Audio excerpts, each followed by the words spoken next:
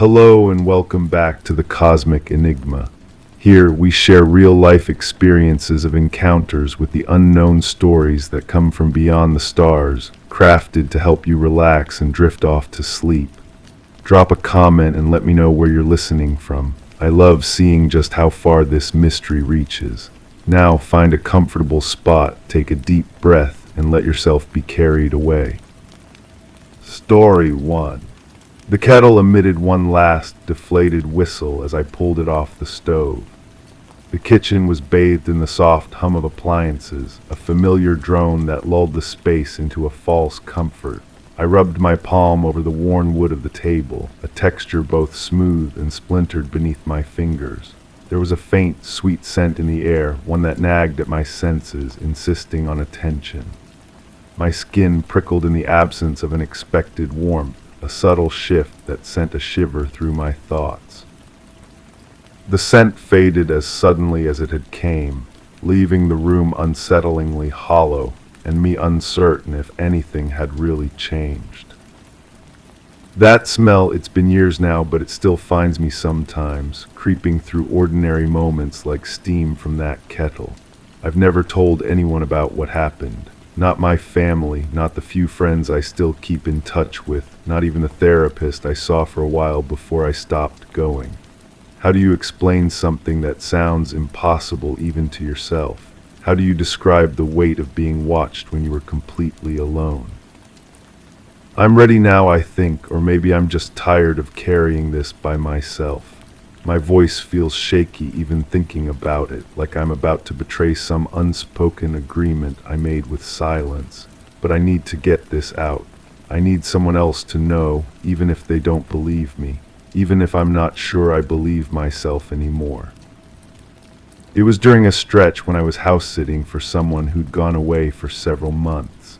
The place was modest, comfortable, tucked away on a quiet street where the neighbors kept to themselves. Nothing remarkable about it at all. Just a simple two-bedroom house with hardwood floors that creaked in predictable places and windows that let in good morning light. The kind of place where you could settle into routines easily. I'd been there about 3 weeks when I first noticed something off. It was subtle at first, the kind of thing you dismiss without a second thought. I was making coffee one morning when I caught a reflection in the kitchen window that didn't quite match my movements. Just for a split second, like the glass was showing me a delayed version of myself. I turned to look behind me, but of course there was nothing there.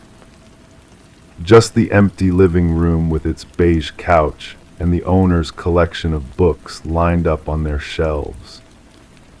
I blamed it on being tired. I'd been staying up late, getting lost in those books, enjoying the quiet in ways I hadn't in years. The house felt peaceful, safe, like a cocoon where I could exist without the constant noise of the world pressing in on me. I should have paid attention to that first flicker of wrongness, but peace was so rare for me then. I wanted to protect it. The electronics started acting up about a week later. Nothing dramatic, just small glitches that made me pause. The radio would change stations by itself, always landing on empty static between frequencies. The television would turn on in the middle of the night, displaying nothing but snow and that soft hissing sound that seemed to come from inside the walls themselves. I'd wake up to find it glowing in the living room, casting strange shadows that moved independently of anything in the room. I told myself these were normal things. Old house, old wiring, probably just electrical issues that needed attention. But there was something about the timing that bothered me. It always happened when I was alone, when the house was at its quietest. Never during the day when I was busy with tasks or had music playing. Only in those deep, still moments when I was most aware of being by myself. The pressure started around the same time. A weight on my chest whenever I got near any electronic device, like the air itself was thicker there. I'd approach the television to turn it off and feel this invisible heaviness pressing down on me, making it hard to breathe. My skin would break out in goosebumps for no reason, waves of them rolling up my arms and across my neck like something was brushing against me. I began avoiding certain parts of the house without really acknowledging why. The hallway between the bedrooms felt wrong somehow, like standing in a corridor that was longer than it should be. I'd walk through it quickly, always with the sensation that something was following just behind me, matching my pace exactly.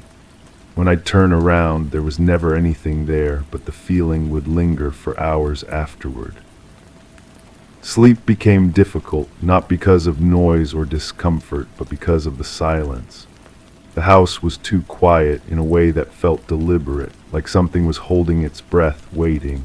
I'd lie in bed listening to the absence of sound, straining to hear anything normal. A car passing by, a neighbor's television, even the settling of the house itself. But there was nothing, just this thick, expectant quiet that seemed to press against my eardrums. That's when the sweet, metallic scent started appearing. Always at moments when I was beginning to relax, beginning to convince myself that everything was normal. I'd be reading in the living room or washing dishes, and suddenly the air would fill with this cloying sweetness, like copper pennies dipped in honey. It would last just long enough for me to notice it, to feel my stomach turn slightly, and then it would vanish completely, leaving me questioning whether I'd smelled anything at all. I started keeping track, writing down when these things happened, looking for patterns.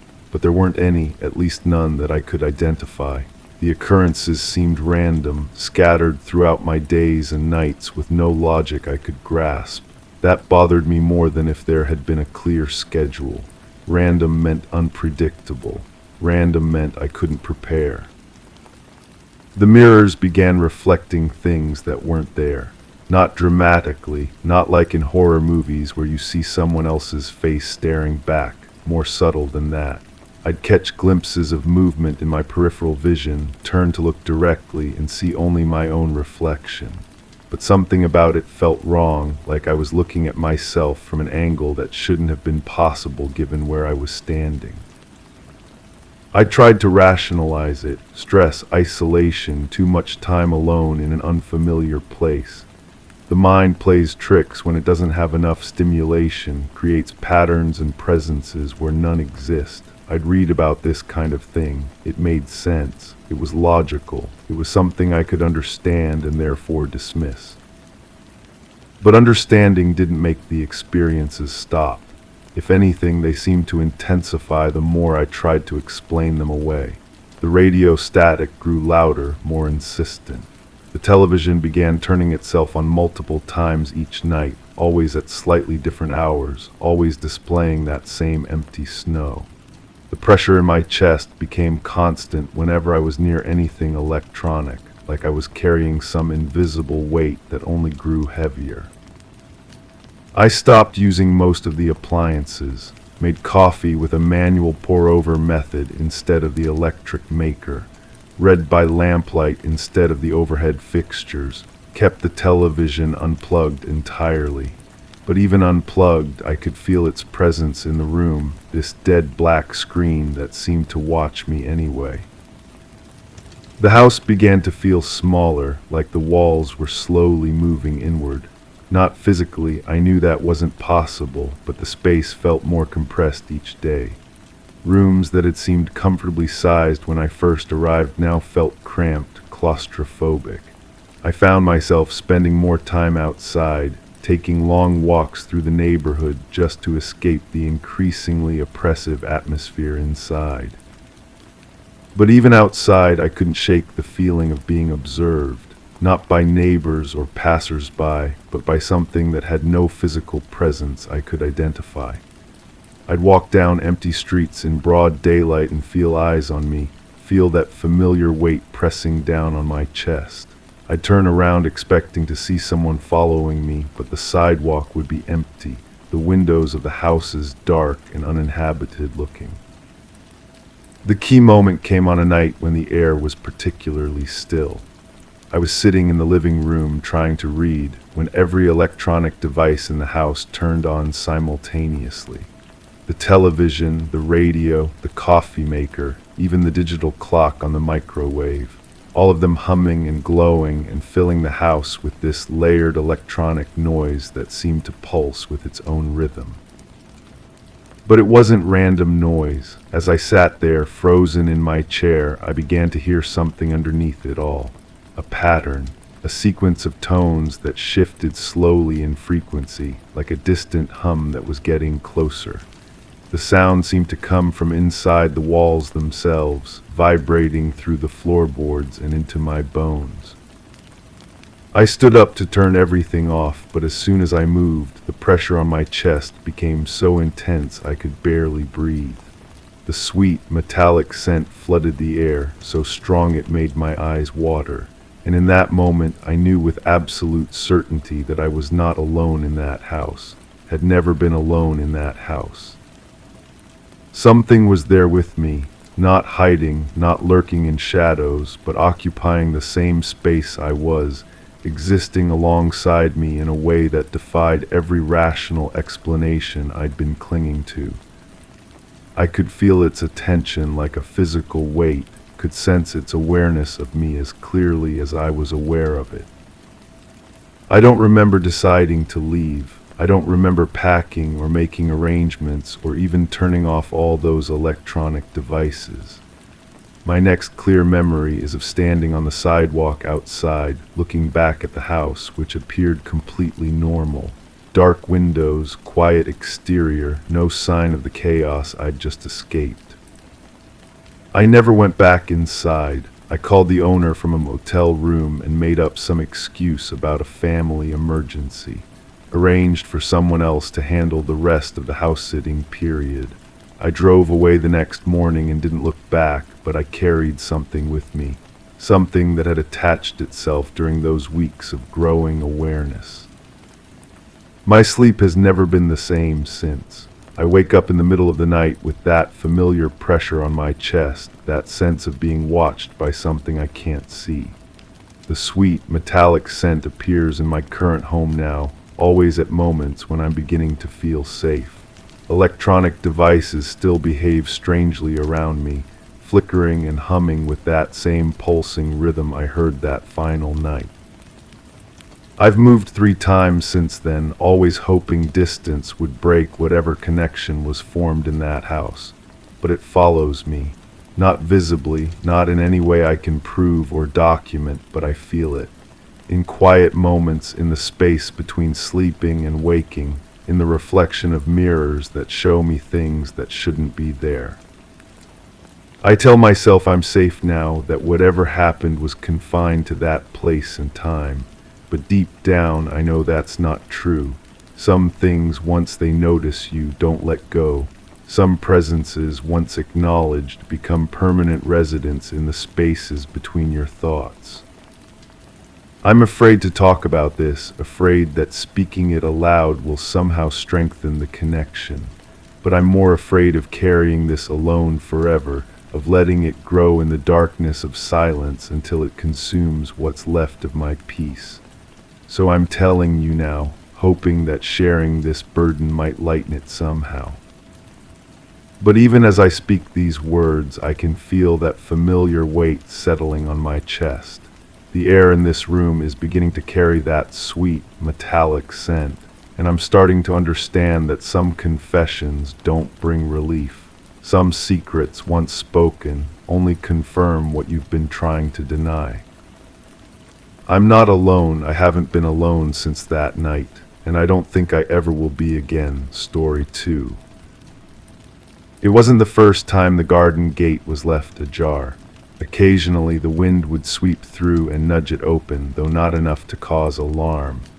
The path beyond was overgrown, weeds brushing against my ankles like tentative questions.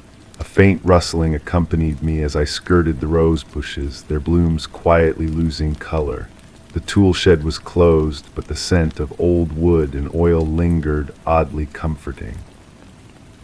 I rearranged the watering cans, noticing one was filled just a little less than yesterday.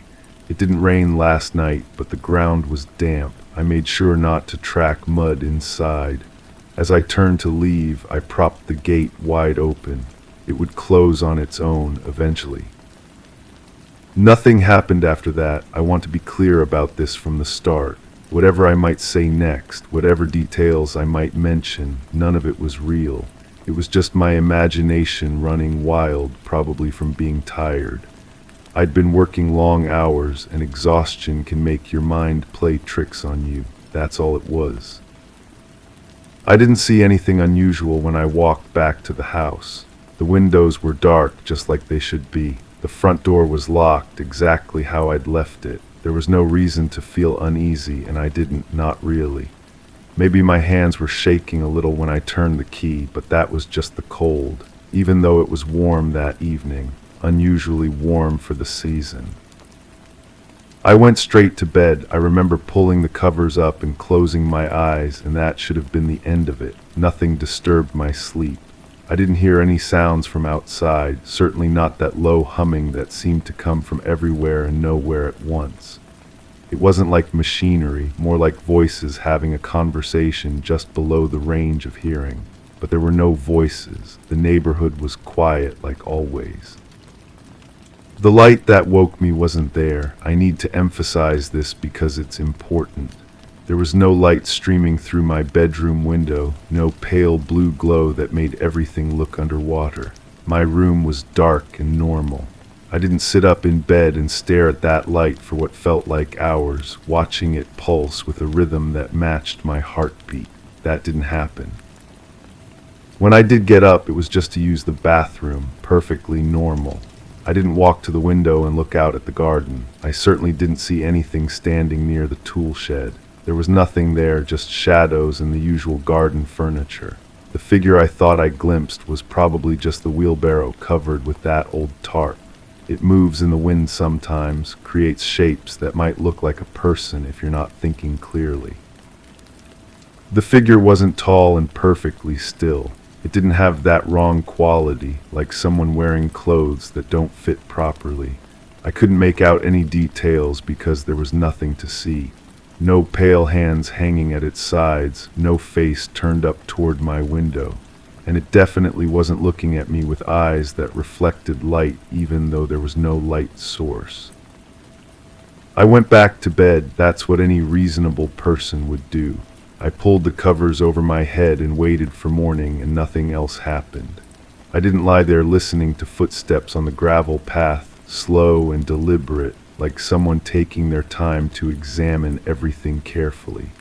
The sound didn't circle the house 3 times before stopping directly below my window. The scratching at the front door was just a cat. We get strays sometimes, and they'll claw at the wood when they're looking for food or shelter.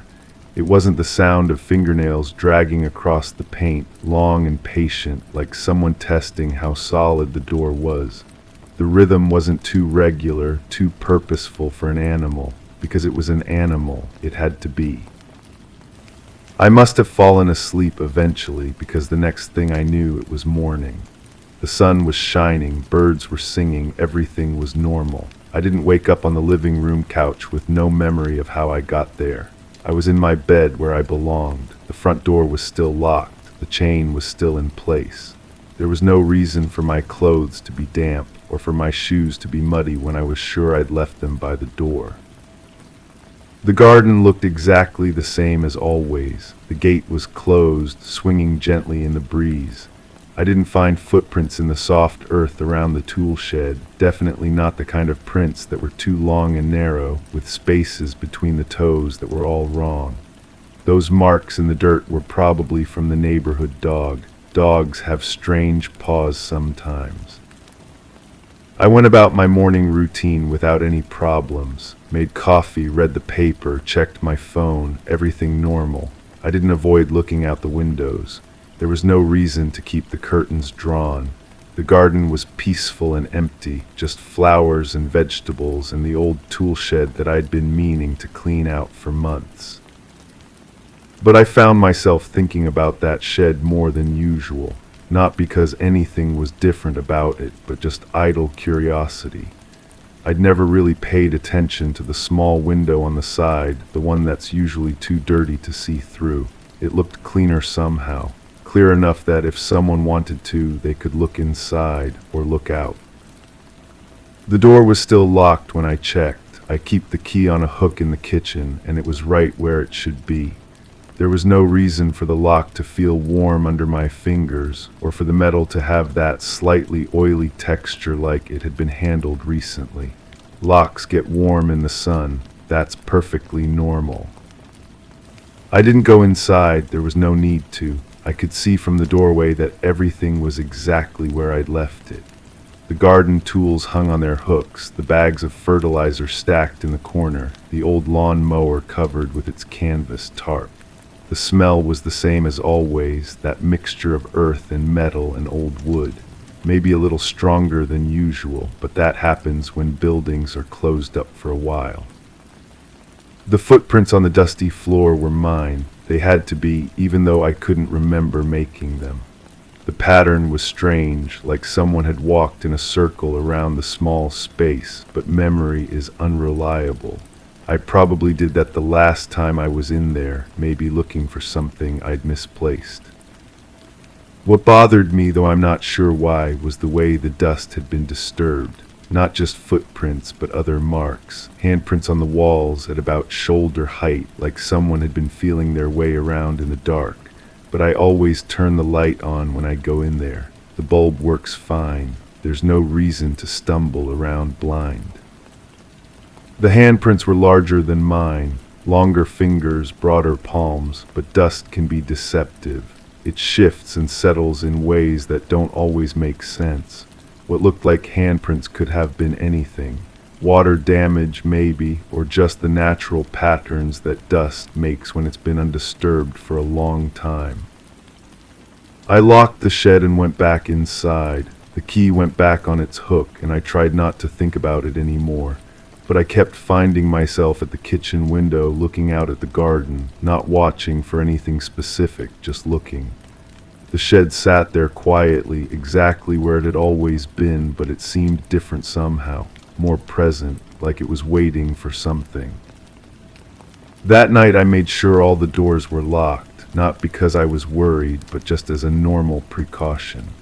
I checked the windows too, made sure they were latched properly. The house felt secure and safe.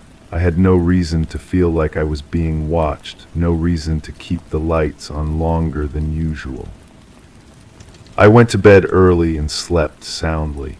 I didn't dream about standing in the garden in the middle of the night, barefoot on the wet grass, looking up at my own bedroom window. In the dream that didn't happen, the window was open and the curtains were moving in a breeze I couldn't feel. Something was looking out, but it wasn't me because I was standing in the garden. The thing at the window had my face, but it wasn't quite right. The proportions were off, like a photograph that's been stretched slightly. It was smiling, but the smile was too wide, showing too many teeth. When it waved at me, its arm bent in places where there shouldn't be joints. But that was just a dream, and probably not even that. Just the kind of confused thoughts that come when you're drifting off to sleep. I woke up in my own bed, like always, and there was nothing strange about the night. Except for the grass stains on my feet, and the fact that my bedroom window was open, though I always sleep with it closed. The morning air was cool and fresh, carrying the scent of flowers and earth and something else, something metallic and sharp that made my nose wrinkle. I showered and dressed and went about my day. I didn't think about the shed or the footprints or the way the garden gate had been standing wide open when I looked out the kitchen window. Gates swing open sometimes, wind or maybe an animal pushing through.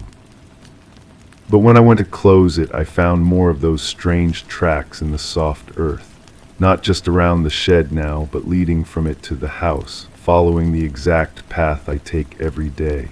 The prints were pressed deep into the soil, like whatever made them was very heavy, or like it had been walking the same route over and over, wearing the path deeper each time.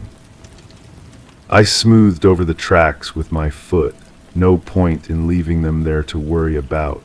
They were probably nothing anyway, just marks left by the delivery truck or the mailman.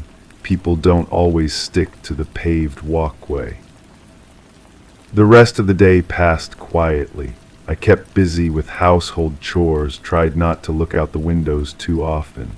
The garden was peaceful and normal. Nothing moved except the leaves in the breeze and the occasional bird. The shed sat in its usual spot, door closed, window reflecting the afternoon sun. As evening approached, I found myself thinking about dinner, about what to watch on television, about the simple routines that make up a normal life. I wasn't thinking about the shed, or about what might be inside it, or about why I could suddenly remember the exact layout of the interior, even though I hadn't been in there for months. I could picture it perfectly now, the workbench against the far wall, covered with tools I didn't recognize, the shelves lined with jars full of things that weren't quite the right color, the space in the corner where the floor had been disturbed, where the earth looked freshly turned even though nothing had been planted there. But these were just details my imagination was filling in. Memory is unreliable, especially when you're tired or stressed. I probably was remembering some other place, maybe a shed from my childhood or something I'd seen in a movie.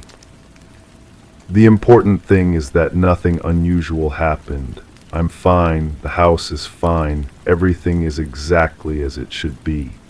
There's no reason to feel uneasy, no reason to keep checking the locks or listening for sounds that aren't there.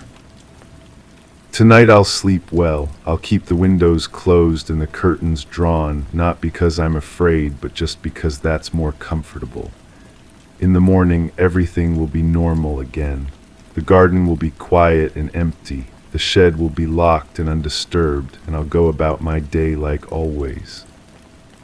There's nothing to worry about. Nothing happened, nothing is happening, and nothing will happen. I'm sure of it. Although I should probably mention that the garden gate is open again. I can see it from here, swinging gently in the evening breeze. I thought I closed it this morning, but I must have been mistaken. Gates have a way of working themselves loose. I should go close it before dark. Story 3. I stood before the bookshelf, my eyes locked on the wooden frame, expecting it to reveal its secret. The room was quiet, save for the distant tapping of a branch against the window. Books lined the shelves, slightly skewed, as if nudged out of their orderly state without a sound. Dust hung in the air, undisturbed in its descent. The faintest hint of a breeze brushed against my cheek, impossible, given the sealed windows and locked door. I realized then the draft wasn't from the room, it came from the gap behind the wall. A sliver of darkness that wasn't there before. But I need to be clear about something. Nothing happened that night, nothing at all. I was just tired, maybe a little stressed from work, and my mind was playing tricks on me. That's all it was. The gap behind the wall was probably just a shadow cast by the lamp, or maybe the old house had settled and created a small crack. Houses do that.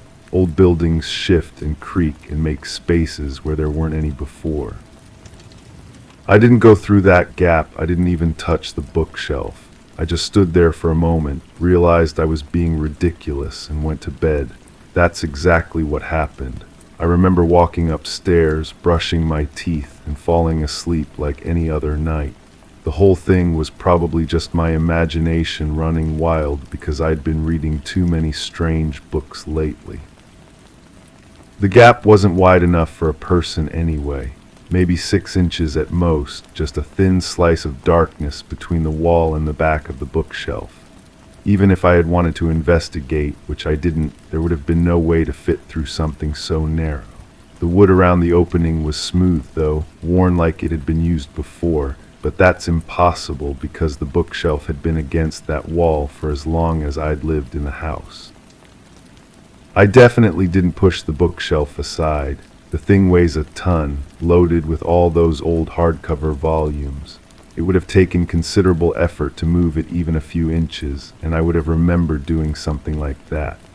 The scratches on the floor behind it were probably from when the previous owners installed it. Fresh scratches in the wood, sure, but wood can look fresh for a long time if it's protected from sunlight and foot traffic. The air that came through the gap smelled like nothing in particular, maybe a little musty, the way basements smell or storage spaces that haven't been opened in a while. Definitely not metallic, even though that's what I keep thinking when I imagine what it might have smelled like if I had actually gotten close enough to notice, which I didn't. I certainly didn't squeeze through the gap. That would be impossible given its size, and besides, I'm not the type of person who goes exploring dark spaces in the middle of the night. I'm practical, rational. If there had been a space behind that wall, which there wasn't, I would have investigated it properly during the day with a flashlight and maybe called someone to take a look. That's what sensible people do. The corridor behind the wall doesn't exist. I never walked down a narrow hallway lined with smooth metal panels that seemed to glow with their own dim light. The walls weren't warm to the touch, and they didn't hum with a sound so low you felt it in your chest more than heard it with your ears. The floor wasn't made of some kind of seamless material that felt soft under bare feet but looked hard as concrete. I was wearing shoes anyway, my regular house slippers. I remember that clearly because I looked down at them when I was standing in front of the bookshelf, and they were the same brown leather ones I always wear around the house. Not bare feet. Definitely not bare feet on that strange, yielding surface that somehow supported my weight while feeling like I might sink through it at any moment. The corridor didn't extend very far, maybe 20 feet before it opened into a larger space, but I wouldn't know that because I never walked down it.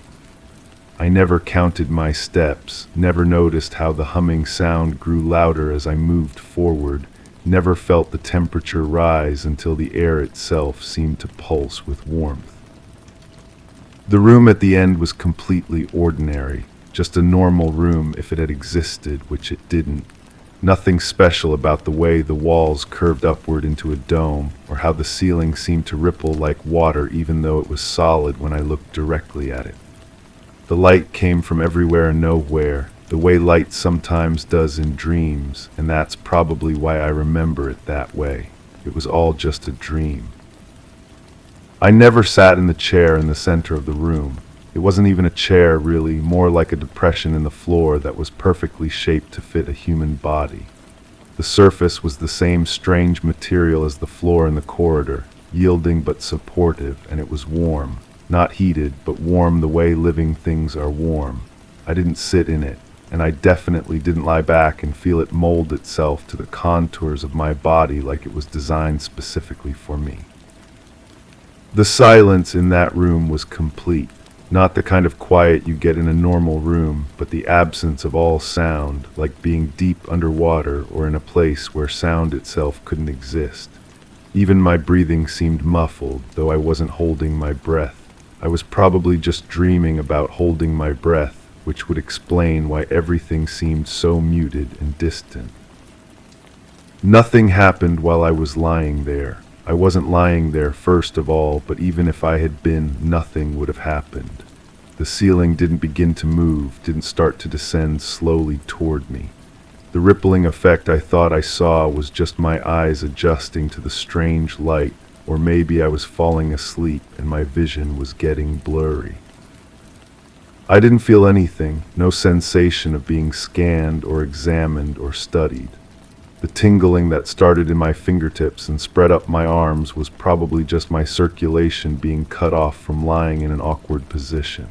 People get pins and needles all the time. It's perfectly normal. The fact that it spread through my entire body until I felt like I was vibrating at some frequency I couldn't hear doesn't mean anything unusual was happening. The images that flashed through my mind weren't images at all. They were just random thoughts, the kind of nonsensical fragments that bubble up when you're drifting off to sleep. Landscapes I'd never seen, buildings that couldn't exist, faces that weren't quite human but weren't quite anything else either. Just my brain processing the day's experiences and rearranging them into strange combinations. I definitely didn't see myself from above. looking down at my own body lying in that chair-like depression while something moved around the edges of the room just outside my peripheral vision. That's the kind of thing that happens in movies, not in real life. Out-of-body experiences are just tricks of the mind, moments when your spatial awareness gets confused and you imagine you're somewhere you're not. The figures at the edge of the room were just shadows. If they existed at all, which they didn't, they would have been perfectly explainable shadows cast by irregularities in the wall. The fact that they seemed to move independently, seemed to be watching me, seemed to communicate with each other without making any sound I could hear, was just my imagination filling in details that weren't there. I never tried to move. I never discovered that my body wouldn't respond to my commands, that I could think about sitting up or turning my head but nothing would happen. That kind of paralysis only occurs in dreams or in medical conditions I definitely don't have. I was probably just so relaxed that I didn't want to move, so comfortable in that impossible chair that I chose to stay still. The procedure didn't happen. There was no procedure. Nothing was inserted into my arm, nothing was attached to my temples, nothing was placed over my eyes that made the room disappear and replaced it with visions of other places, other versions of myself living different lives. I have a small mark on my arm now, but that's probably from a mosquito bite or where I scratched myself without thinking about it. I don't remember how I got back to my bedroom. I must have just woken up there because that's where I always wake up. The fact that I was lying on top of the covers still wearing my clothes doesn't mean anything. Sometimes people fall asleep without getting properly ready for bed. The dirt on my slippers was probably tracked in earlier in the day when I went outside to check the mail. The bookshelf was back in its original position the next morning. It had never moved. The gap behind the wall was gone if it had ever existed, which it hadn't. Just a normal bookshelf against a normal wall in a normal room. The books were still slightly askew, but that's how they'd always been. I'm not the most organized person when it comes to arranging things on shelves. I haven't been sleeping well since then, but that's probably just stress from work. Nothing to do with dreams about that room, about lying in that chair-like depression while figures moved around me in the darkness. I don't dream about the humming sound or the way the ceiling seemed to pulse with its own rhythm. Those aren't memories because there's nothing to remember. The mark on my arm is healing nicely. It's perfectly round, about the size of a pencil eraser, and it's in exactly the spot where I remember feeling the sharp pinch, but correlation isn't causation. I probably just injured myself somehow and forgot about it. People hurt themselves in minor ways all the time without remembering exactly how it happened. I've been avoiding the library room, not because anything happened there, but because I've been busy with other things. I have plenty of books in my bedroom to read, and the lighting is better there anyway. There's no reason to spend time in a room where nothing happened, staring at a bookshelf that never moved and a wall that never opened up to reveal impossible spaces. Sometimes I catch myself listening for the humming sound, just out of curiosity, not because I expect to hear it. The house makes all sorts of noises, the heating system, the pipes, the wood settling. It's easy to imagine patterns in random sounds, to think you're hearing something meaningful when it's just the normal background noise of an old building. I've been having headaches lately. Probably eye strain from reading too much, or maybe I need to adjust my prescription. The headaches always seem to start right behind my temples, in exactly the spots where I remember feeling the cold touch of those devices, but that's just coincidence. Headaches have to start somewhere, and the temples are a common location for tension headaches. My sleep schedule has been off. I keep waking up at the same time every night, usually around 3 in the morning, with the feeling that something is calling me. Not literally calling, I don't hear voices or anything like that. It's more like a pull, an urge to get up and go downstairs to the library room. but I don't go. I just lie in bed until the feeling passes and I can fall back asleep. The dreams are getting more vivid, not that they're dreams about anything that actually happened, because nothing happened.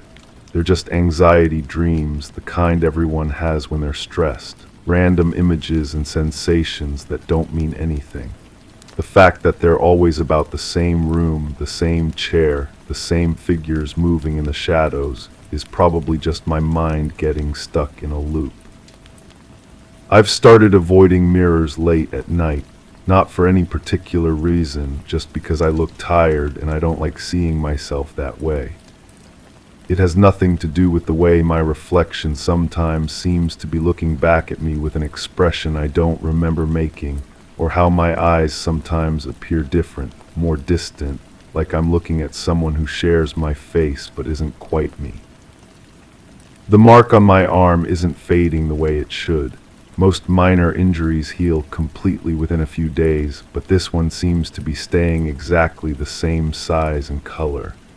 It doesn't hurt, but sometimes it gets warm, usually right before I have one of those dreams about the room that doesn't exist. Probably just increased blood flow from sleeping on that side. I've been researching the history of my house, just out of curiosity, not because I'm looking for explanations for things that didn't happen. The records are incomplete, but it seems like previous owners have reported similar experiences. Complaints about strange sounds, unexplained gaps in memory, marks on their bodies that appeared overnight. Obviously, these are just coincidences or fabrications. People love to make up stories about old houses. The pull is getting stronger. Every night, the urge to go downstairs becomes a little harder to resist. I tell myself it's just curiosity, just my mind trying to make sense of a confusing dream by revisiting the place where I imagined it happened. But I know that if I go down there, if I stand in front of that bookshelf again, I'll see the gap. And this time, I might not be able to convince myself it's just a shadow. I haven't told anyone about any of this because there's nothing to tell. You can't describe something that didn't happen, can't explain experiences you never had. People would think I was losing my mind, and maybe they'd be right. Maybe the stress of living alone in an old house is finally getting to me, making me imagine impossible rooms and procedures that exist only in my increasingly unreliable memory. But I know what that ceiling looked like. I know how the chair felt against my back, how the air tasted in that corridor, how the figures moved when they thought I wasn't watching. I know these things with a clarity that makes my normal memories seem fuzzy and uncertain by comparison. That's probably just because dreams often feel more real than reality when you first wake up. Tonight feels different. The pull is stronger than it's ever been, and the mark on my arm has been warm all day. I keep catching myself walking toward the library room without realizing I've left my chair. It's like my body knows something my mind doesn't want to acknowledge, like there's an appointment I made that I'm trying to forget. I won't go downstairs tonight. I'll stay in my room, maybe read a book or watch something on my laptop until I fall asleep. Tomorrow I'll feel better, more rational, more like myself. The dreams will fade, the mark will heal, and I'll forget all about the room that doesn't exist and the things that didn't happen to me there. But I can hear the humming now, even here in my bedroom, and the air smells faintly metallic. The gap is opening again, somewhere in this house, and something is waiting for me to come back. Story 4. The drawer slid shut with a muted thud, leaving a faint, metallic taste in the air.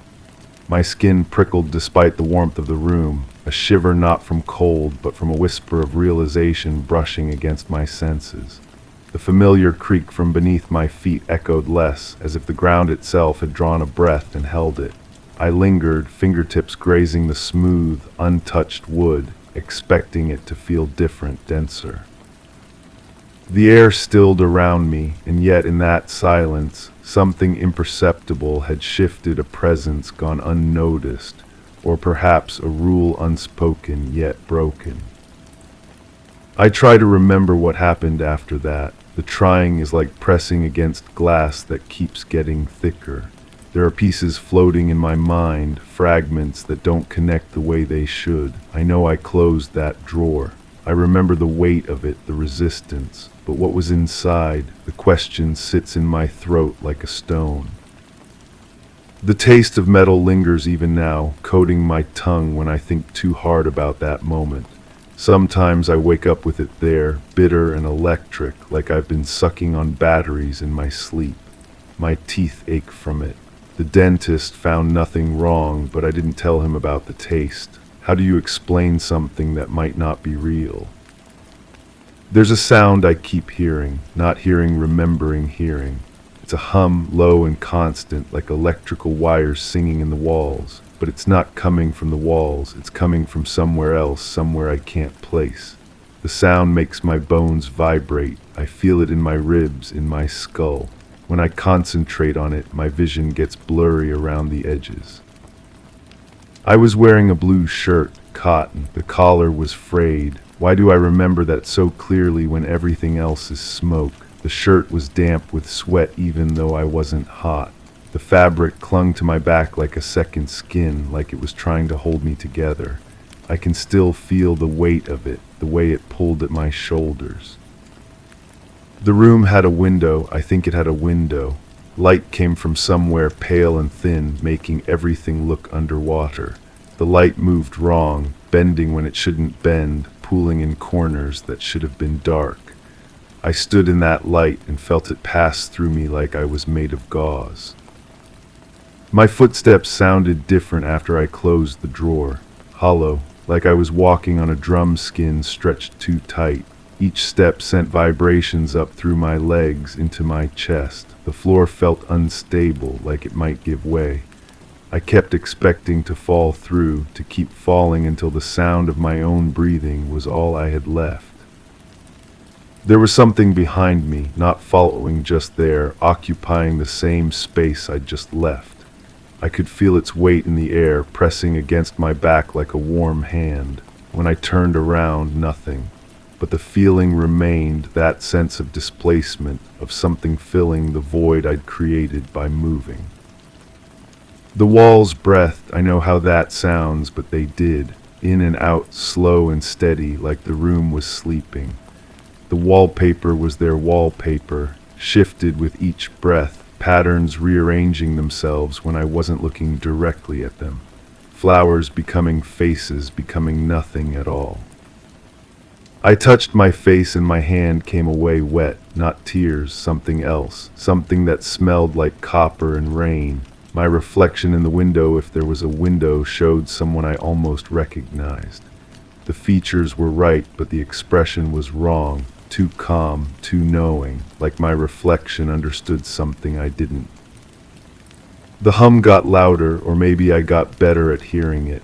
It had rhythm like a heartbeat, but faster, more urgent. It made my fillings ache, made my fingernails tingle. I pressed my palms against my ears, but the sound was inside now, part of me, woven into the spaces between my thoughts.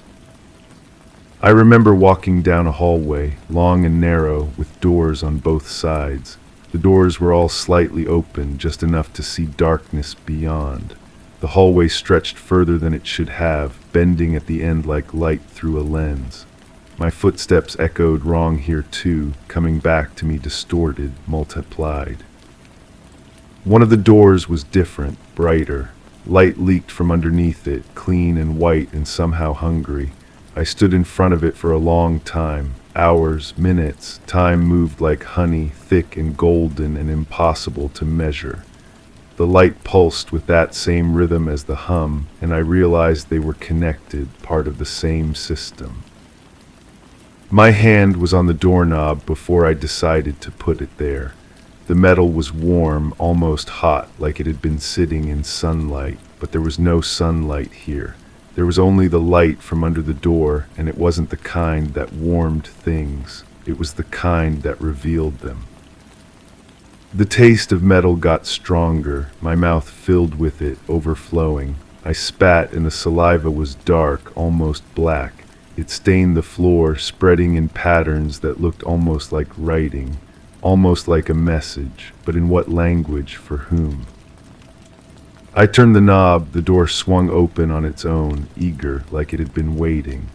Beyond was brightness so complete it had weight, pressing against my eyes, my skin, my thoughts. I stepped forward because stepping back was no longer possible. The light swallowed me whole. Inside the brightness, I was not alone. The figure stood perfectly still, facing away from me. It wore clothes I recognized, a blue shirt, cotton, with a frayed collar. The same shirt I was wearing. The same shirt I am wearing now as I try to remember. The figure's shoulders rose and fell with breathing that matched my own, perfectly synchronized. I wanted to call out to say something, but my voice was gone, not taken, just absent, like it had never existed.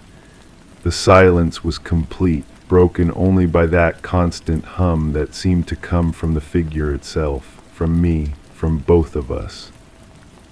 The figure began to turn, slowly, like it was moving through water. I knew I didn't want to see its face. I knew that seeing would change everything, would make the forgetting impossible. But I couldn't look away, couldn't close my eyes, couldn't run. The face was mine, but wrong. The features were correct, but the proportions were off, like a photograph slightly out of focus. The eyes were the worst part. They were my eyes, but they knew things I didn't know, had seen things I hadn't seen, or couldn't remember seeing. The other me smiled, its mouth moved, but no sound came out. Or maybe the sound was there, but I couldn't hear it over the hum that was now so loud it was crushing me, flattening me against the brightness. The smile was patient, understanding. It was the smile of someone who had been waiting a very long time. I tried to step backward, but my feet wouldn't move. Tried to raise my hands, but my arms hung useless at my sides. The other me took a step forward, then another. With each step, the hum got louder, the brightness more complete. The taste of metal filled my throat, my lungs, my bloodstream. When it reached out to touch me, its hand passed through my chest like I was made of air.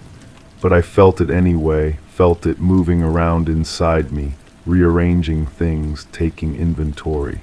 Its fingers found spaces I didn't know existed, touched thoughts I hadn't thought yet. The world collapsed inward, folding like paper, like origami in reverse. The brightness became a point, then nothing. The hum stopped so suddenly my ears rang with its absence. I was back in the room with the drawer, standing exactly where I'd started, my fingertips still touching the smooth wood. But something was different now, something had changed. I could feel it in the way my clothes fit, in the rhythm of my heartbeat, in the weight of my thoughts. I was still me, but there was more of me now, or less. I couldn't tell which was worse.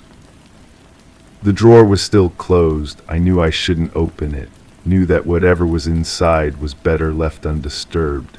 But my hand was already reaching for the handle, drawn by a compulsion that felt both foreign and familiar.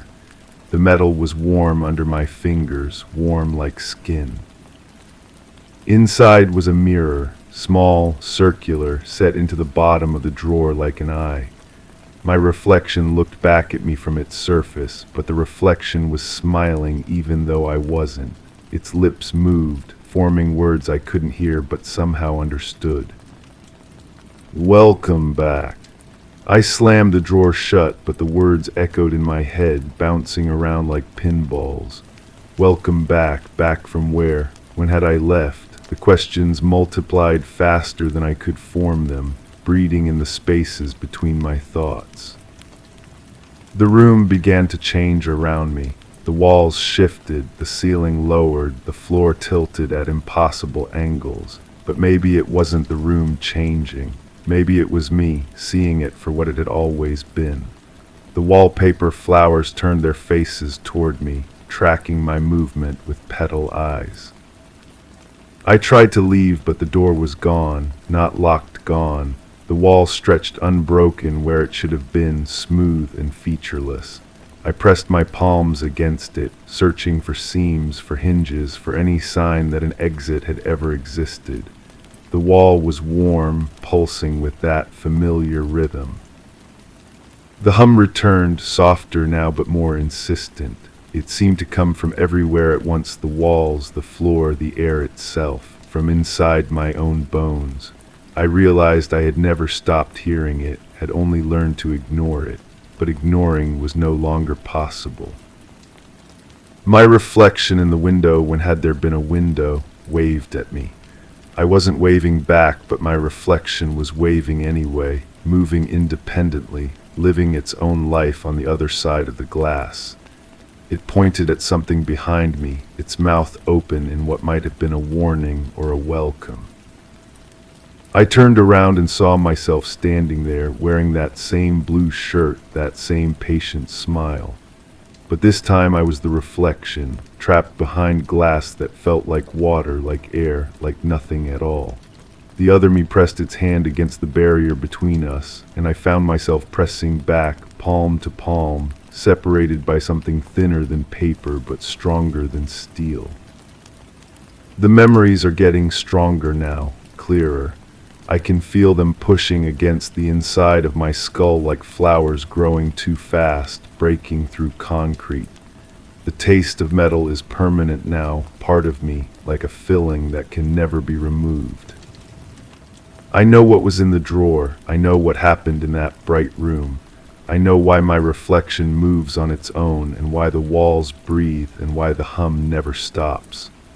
But knowing and understanding are different things, and understanding feels dangerous, like standing too close to a cliff edge. The other me is still here, still waiting.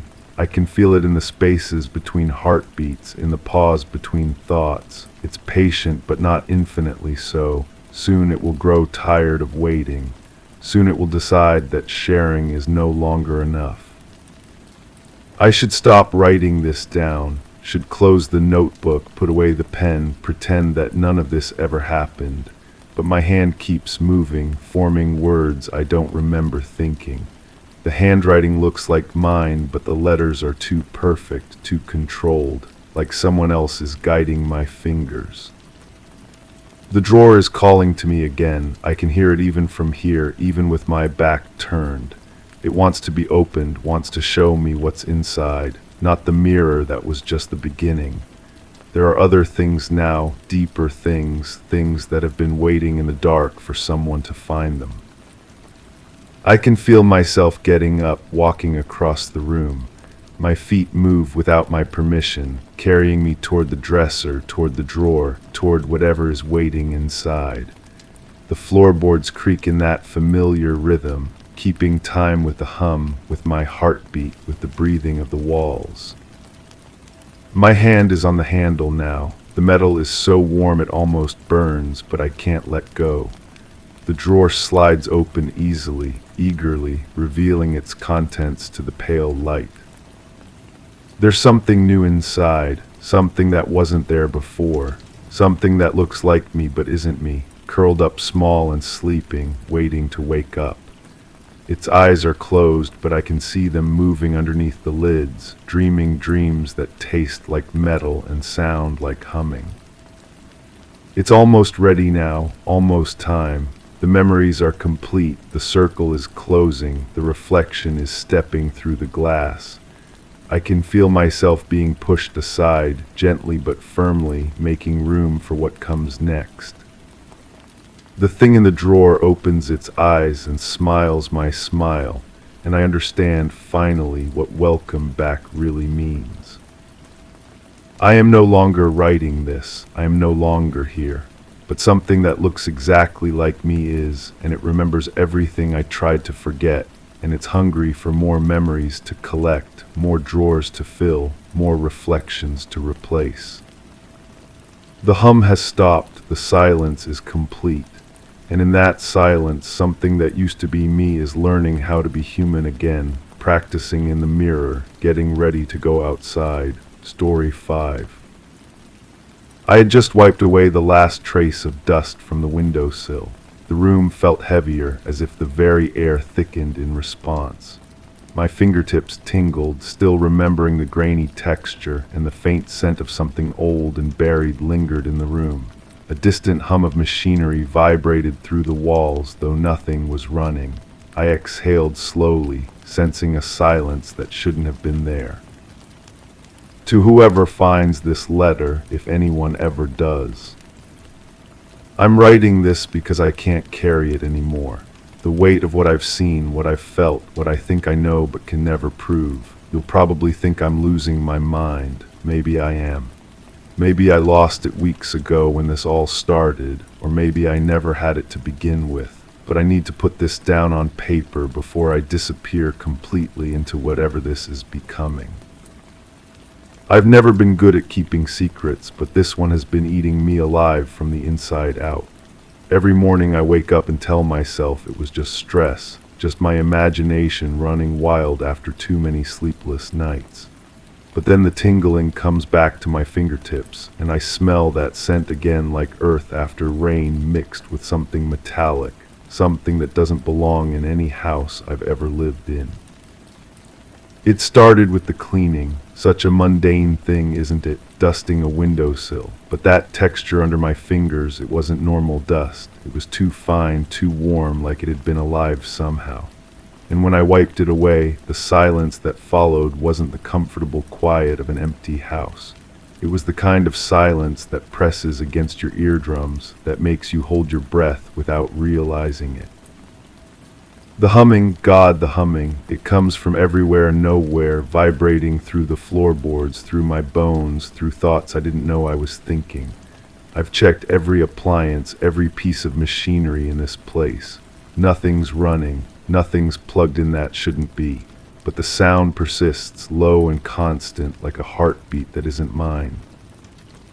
I keep going back to that windowsill. My fingers trace the same path where the dust used to be, hoping to feel something normal, something that makes sense. Instead, the wood feels different now, softer somehow, like it's absorbing heat from my skin. Sometimes I catch myself standing there for hours, just touching that same spot over and over, waiting for something to happen, or maybe hoping it won't. You know what's worse than experiencing something you can't explain? It's when you start to doubt your own memory of it. Was the dust really that strange? Did the silence actually feel threatening, or was I just tired? But then I look at my fingertips and they're still tingling weeks later, like they remember something my mind is trying to forget. The nights are the hardest. I lie in bed and feel watched, but not by anything I can see or hear. It's like being observed by the walls themselves, by the air in the room, by something that exists in the spaces between spaces. I've gotten up to check the windows, the doors, under the bed, in the closets. Nothing, always nothing, but the feeling never goes away. Sleep comes in fragments now, pieces of dreams that don't make sense, filled with that same humming sound and the sensation of dust settling on my skin even though I shower every night before bed. I wake up with grit under my fingernails sometimes, the same texture as what I wiped from the windowsill, but that's impossible. I know it's impossible. My reflection looks wrong lately. Not dramatically different. I'm not talking about anything obvious or frightening. It's subtle. The way my eyes focus, maybe. The angle of my shoulders, like I'm looking at someone who's almost me but not quite. I've started avoiding mirrors when I can, but you can't avoid them all. They're everywhere, catching glimpses of this person who might be me but feels like a stranger wearing my face. People have stopped noticing me the way they used to. Conversations feel hollow, like I'm speaking from the bottom of a well and my voice isn't quite reaching them. The mailman doesn't wave anymore. The neighbor's dog doesn't bark when I walk by. It's as if I'm becoming transparent, fading at the edges like an old photograph left in the sun too long. I've tried to tell myself this is all in my head. Stress does strange things to people, right? Makes them see patterns where there aren't any, feel threatened by shadows and silence. But then I touch that windowsill again and my fingertips remember, and the humming starts up in the walls, and I know that something changed that day. Something fundamental shifted, and I can't shift it back. The scent follows me now, that earthy, metallic smell that doesn't belong anywhere I go. I smell it in the grocery store, at the library, in my car with all the windows rolled down. It's strongest near the windowsill, but it's spreading, seeping into everything I touch, everything I am. Maybe it was never coming from outside. Maybe it's coming from me. I find myself checking the windowsill multiple times a day, running my fingers along the wood, waiting for more dust to appear. Part of me hopes it will, because at least then I'd have proof that something is happening. But it stays clean now, unnaturally clean, like dust is afraid to settle there anymore. Or like whatever was in that dust is now somewhere else entirely. The worst part isn't the mystery itself. It's how it's changing me from the inside out. I used to be curious about things I didn't understand. Now I'm terrified of them. I used to sleep through the night without thinking twice about it. Now I lie awake listening to sounds that might not be there, feeling presences that might not exist, becoming someone I don't recognize. Sometimes I wonder if I'm disappearing. Not physically, not yet anyway, but in all the ways that matter. My thoughts feel less solid than they used to. My memories blur at the edges. Even writing this letter, I can feel parts of myself slipping away with each word, like I'm dissolving into the ink, into the paper, into the silence that surrounds everything now. I've stopped trying to explain it to myself. Explanations require logic, and whatever this is exists outside of logic. It exists in the space between the dust and the windowsill, between the humming and the silence, between who I was before and who I'm becoming now. Maybe that's where I belong too, in those impossible spaces where nothing makes sense but everything is true. The tingling in my fingertips is constant now. It spreads up my arms sometimes, a gentle electric feeling that isn't unpleasant exactly, but isn't normal either. I wonder if this is how it starts, how whatever happened to me continues to happen. A slow transformation that begins with dust on a windowsill and ends with, what? I don't think I want to know. If you find this letter, maybe you'll understand something I couldn't. Maybe you'll have answers I never found. Or maybe you'll just think I lost my mind in a perfectly ordinary way, and this is all the rambling of someone who couldn't handle the simple strangeness of being alive. Either way, I needed to write it down. I needed to leave some record of who I was before the dust, before the humming, before the silence that shouldn't exist but does. I can feel myself fading as I write these words, not dying something much stranger than that, becoming less solid, less certain, less here. The boundaries between me and the silence are blurring, and I'm not sure I mind anymore. Maybe this is what was always supposed to happen. Maybe I was always meant to dissolve into the spaces between things, to become part of the mystery instead of trying to solve it. The windowsill is calling me again. I can feel it from here, that spot where everything changed, where the dust held secrets I wasn't ready to understand. My fingertips are tingling so strongly now that I can barely hold this pen. I think it's time to go back there, to touch that wood one more time, to let whatever is happening finally complete itself. Don't look for me, don't try to understand what I couldn't.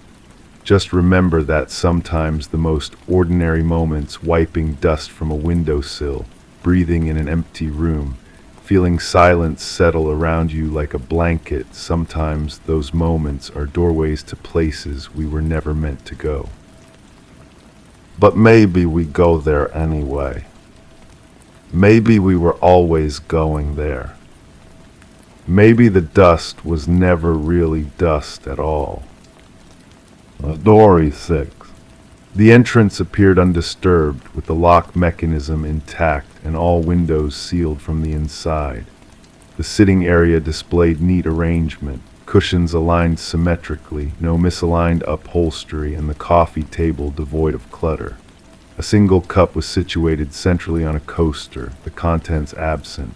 Floorboards were uniformly dusted, yet a faint discoloration disrupted the weave of the carpet, crossing from the door to the far wall. The kitchen contained no unwashed dishes, the sink was dry, all cabinet doors closed without resistance. Curtains remained drawn in each room. Inventory of personal effects showed nothing outwardly amiss. The closet was filled, hangers evenly spaced, shirts pressed and hung. No visible fingerprints disrupted the polished metal surfaces, but the clock had never been set, and yet it ticked steadily, 10 minutes ahead. I read those words in a report I shouldn't have seen. Words about my own home, written by someone who had been inside while I slept, but that was later. Much later, after the dreams had already begun their quiet invasion of my waking hours. The first dream was simple enough. I was lying in my bed, the same bed where I actually slept, but something was wrong with the light. Not the lamp on my nightstand, which remained off as always, but a different light. An oval glow that seemed to hover near the ceiling, pulsing with the rhythm of slow breathing. I remember thinking, even in the dream, how strange it was that light could breathe. The glow was soft, almost gentle, like moonlight filtered through water. I woke feeling refreshed, the way you do after a particularly vivid dream. The kind that stays with you through your morning routine, coloring the edges of ordinary tasks. I made coffee, showered, went about my day. But throughout those hours, I kept glancing at the ceiling of my bedroom, expecting to see some trace of that oval light. Work was demanding that week, projects piling up, deadlines approaching like storm clouds. Stress, I told myself, just stress manifesting in unusual dreams. Everyone has them. The mind processes the day's tensions in strange ways while we sleep. The second dream came 3 nights later. This time I was in the same position, lying on my back, but the experience lasted longer. The oval light was there again, breathing its slow pulse, but now I could hear something else. A sound like humming, constant and low, as if someone was modulating a frequency only I could hear. The tone shifted slightly, rising and falling in patterns that seemed almost deliberate, almost like communication. I tried to move in the dream, to turn my head toward the source of the sound, but my body felt heavy, disconnected. Not paralyzed exactly, but as if I were floating in thick liquid. The humming grew more distinct, and beneath it I thought I heard something else. A voice perhaps, but too distant and distorted to understand. Metallic, like words spoken through an old radio with poor reception.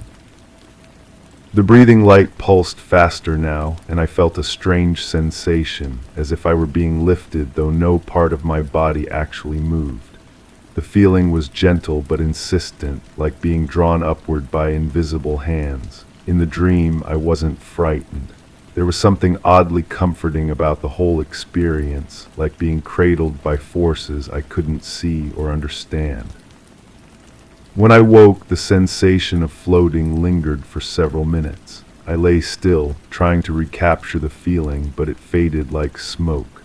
The humming, however, seemed to echo in my ears long after consciousness returned. I found myself listening for it throughout the following day, catching myself straining to hear frequencies that weren't there. That afternoon, I noticed something odd. My coffee cup, the one I'd used that morning, wasn't where I'd left it. I always place it on the same coaster on the kitchen counter after washing it, a habit so ingrained I don't even think about it anymore. But there it was, sitting on the coffee table in the living room, centered perfectly on a coaster I didn't remember using. Small things, easy to dismiss. Memory plays tricks, especially when you're tired, when work stress builds up like pressure in your skull. I moved the cup back to its proper place and forgot about it. But the dreams didn't forget about me. The third dream was different, more vivid than reality itself, with colors that seemed more saturated, sounds that carried impossible clarity. I was in my bedroom again, but the room felt larger somehow. The walls stretched beyond their normal boundaries. The oval light hung above me, no longer just breathing but actively moving, drifting in slow circles like a celestial body following its orbit. The humming had evolved into something more complex, layered with harmonics that created patterns within patterns. And the voice, that metallic voice, was clearer now, still incomprehensible, but definitely words, syllables that rose and fell with musical precision, speaking in a language that felt familiar even though I couldn't understand it. I could smell something in this dream, a sharp scent like ozone after a storm, but cleaner, more artificial. It filled the air with an almost electric quality, making each breath feel charged with potential. The sensation of being lifted was stronger now, more pronounced. I felt myself rising from the bed, though when I looked down, my body remained motionless on the mattress. The perspective was impossible. I was simultaneously lying down and floating above myself, watching my own sleeping form while experiencing the ascension. The oval light drew closer, and I could see that it wasn't solid but composed of countless smaller points of illumination, swirling in complex patterns like a galaxy compressed into a manageable size. The metallic voice spoke directly to me now, though the words remained just beyond comprehension. But I understood the intent, if not the meaning. Questions, perhaps, or instructions. The tone was patient, almost kind, like a teacher explaining a difficult concept to a struggling student. The dream felt like it lasted hours, though when I woke, only a few minutes had passed according to my bedside clock. But something was wrong with my perception of duration. The dream time felt more real than the waking moments that followed, as if I'd spent the night somewhere else entirely and had only just returned to this smaller, less significant reality. I began to lose track of things during the day, small gaps in memory, moments where I'd find myself standing in a room with no recollection of entering it. I'd reach for objects that weren't where I expected them to be, as if someone had been rearranging my possessions while I wasn't looking. The coffee cup kept moving, always to the living room table, always centered on that same coaster. I started leaving it in different places deliberately, testing whether my memory was playing tricks. But each morning there it would be, positioned with mathematical precision on the coffee table. Electronic devices began behaving strangely. The television would turn on by itself, displaying static for a few seconds before shutting off. My phone would show missed calls from numbers that didn't exist when I tried to call them back. The radio in my car picked up frequencies that shouldn't have been possible, distant voices speaking in languages that sounded almost familiar. The dreams came more frequently now, every few nights, then every other night, then nightly, each one more detailed than the last, more immersive. The oval light became a constant presence, and I found myself looking forward to seeing it again.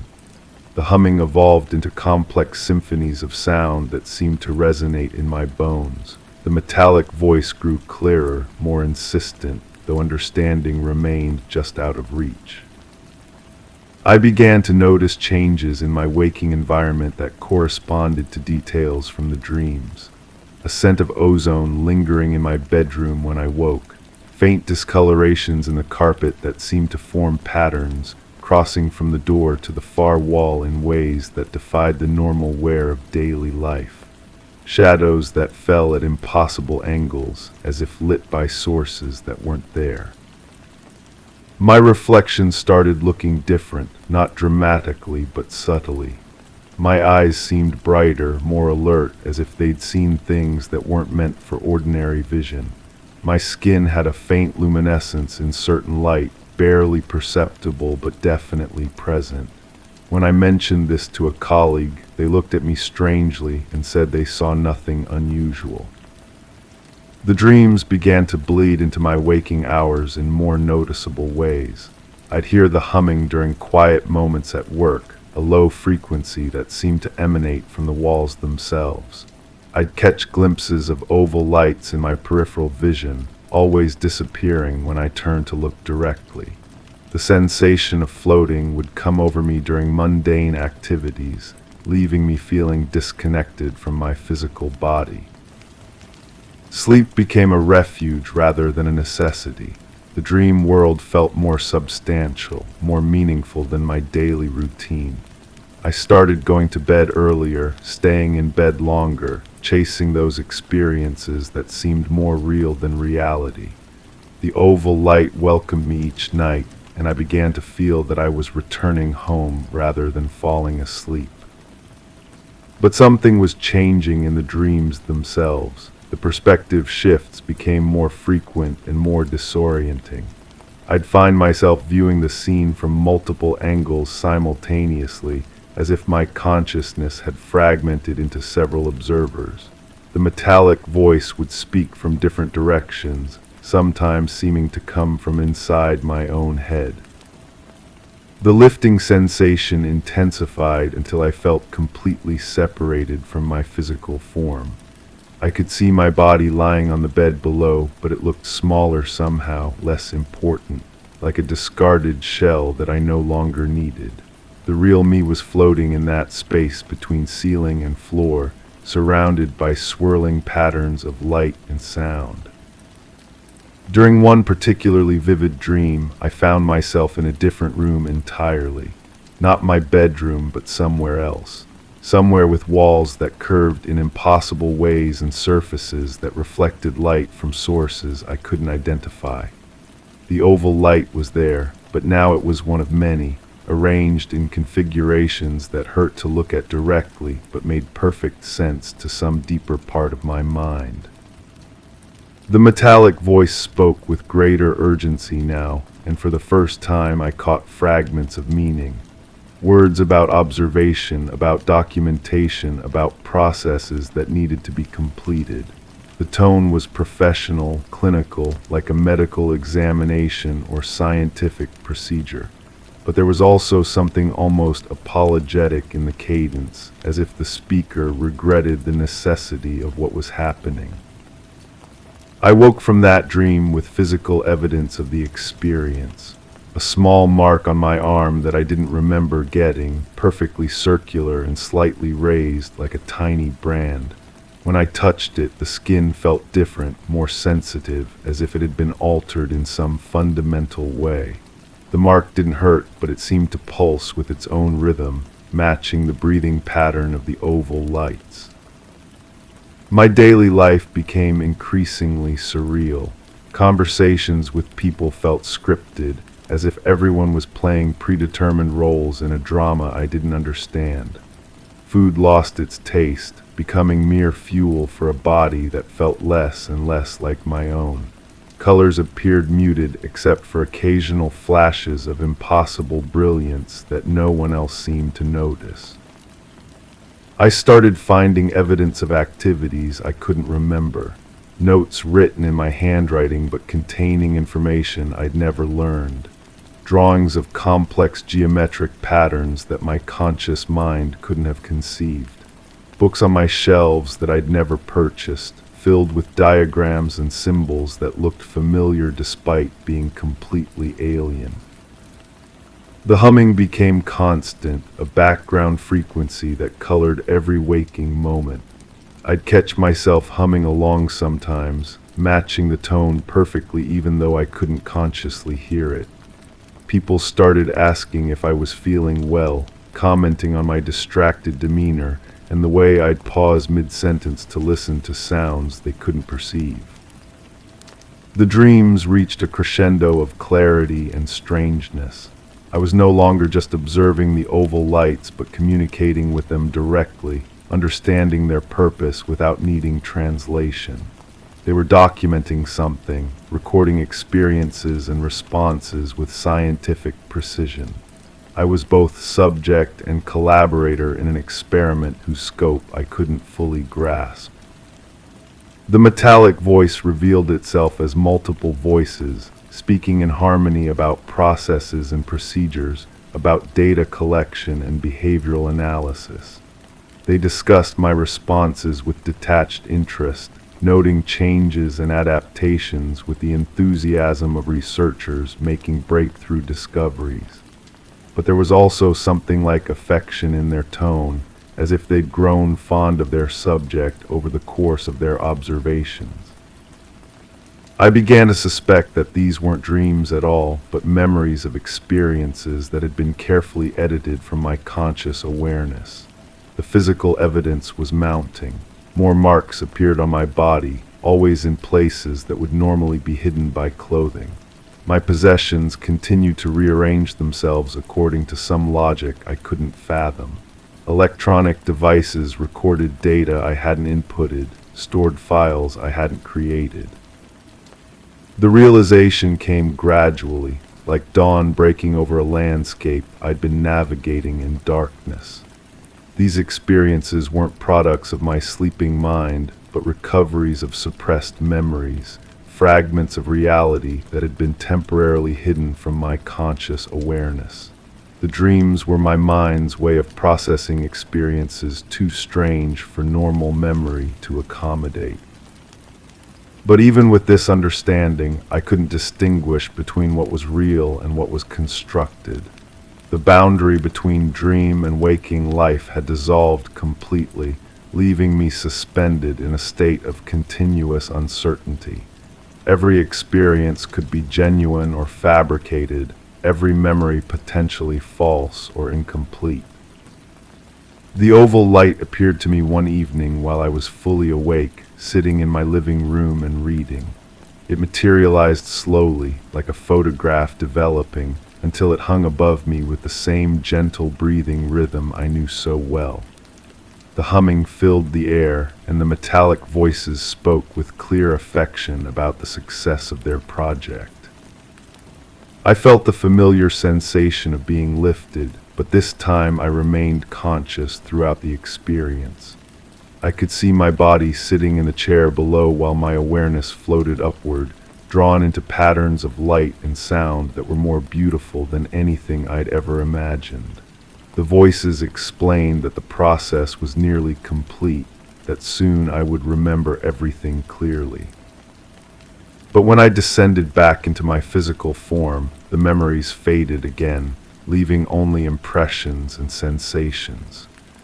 The oval light dimmed and disappeared, and I was alone in my living room with only the echo of otherworldly music in my ears. That night I had what felt like the final dream in the series. I was back in my bedroom, but everything was different. The walls were transparent, revealing vast spaces beyond filled with impossible architecture and beings of pure light. The oval lights arranged themselves in complex formations above me, and the metallic voices spoke in unison about completion and return. I felt myself being lifted one last time, rising through layers of reality until I reached a place where everything made perfect sense. The purpose of the experiences, the meaning of the marks on my body, the reason for the careful documentation, all became clear in a moment of crystalline understanding. But as I began to descend back toward ordinary consciousness, that understanding faded like a dream upon waking. I was left with only the knowledge that something profound had occurred, something that would continue to influence my life in ways I couldn't predict or control. I woke in my own bed in my own room with everything exactly as it should be. The morning light streamed through familiar windows, and the sounds of ordinary life resumed their daily rhythm. But something had changed fundamentally, even if I couldn't identify what it was. The dreams stopped coming after that night. My sleep returned to normal, filled with the usual fragments and nonsense of an unexamined mind. The humming faded from my daily experience, and the electronic interference ceased. My possessions stayed where I put them, and my reflection looked ordinary again. But the marks on my body remained, and sometimes in quiet moments I could still smell that clean, electric scent of ozone. The coffee cup occasionally appeared on the living room table, though less frequently than before. and sometimes, just at the edge of perception, I thought I could see oval lights pulsing gently in the darkness. Weeks passed, the intensity of the experience faded into something more manageable, more easily dismissed as an extended period of stress and unusual dreams. I returned to normal routines, normal concerns, normal sleep. The whole episode began to feel like something that had happened to someone else, a story I'd heard rather than lived. Until I found that report, the one describing my home in clinical detail, noting the arrangement of objects and the condition of rooms with scientific precision. The one that mentioned the clock that had never been set but ticked steadily, 10 minutes ahead. I don't own a clock like that, I never have. But when I checked my bedroom that night, there it was on the nightstand where no clock had ever been, ticking steadily, showing a time 10 minutes ahead of every other timepiece in my home. The sound was gentle but insistent, marking moments that hadn't arrived yet, counting down to something I couldn't name. As I stared at this impossible object, the oval light began to materialize above my bed, breathing its familiar rhythm. The humming started again, low and constant, and the metallic voices whispered words of welcome and return. I realized then that it had never ended. The dreams, the experiences, the careful documentation of my responses, all of it was still happening. The period of normalcy had been just another phase in a process I couldn't escape or fully understand.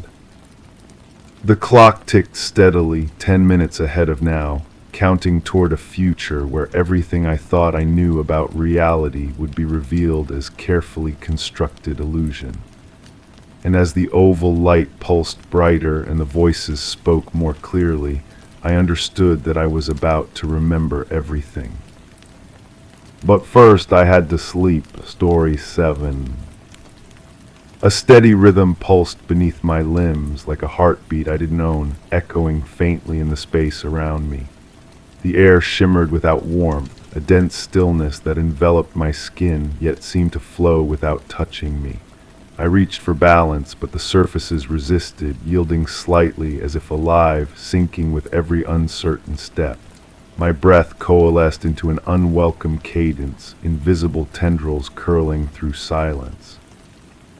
Somewhere within the confines of this suspended space, I could feel a gaze, assessing changes I couldn't yet perceive.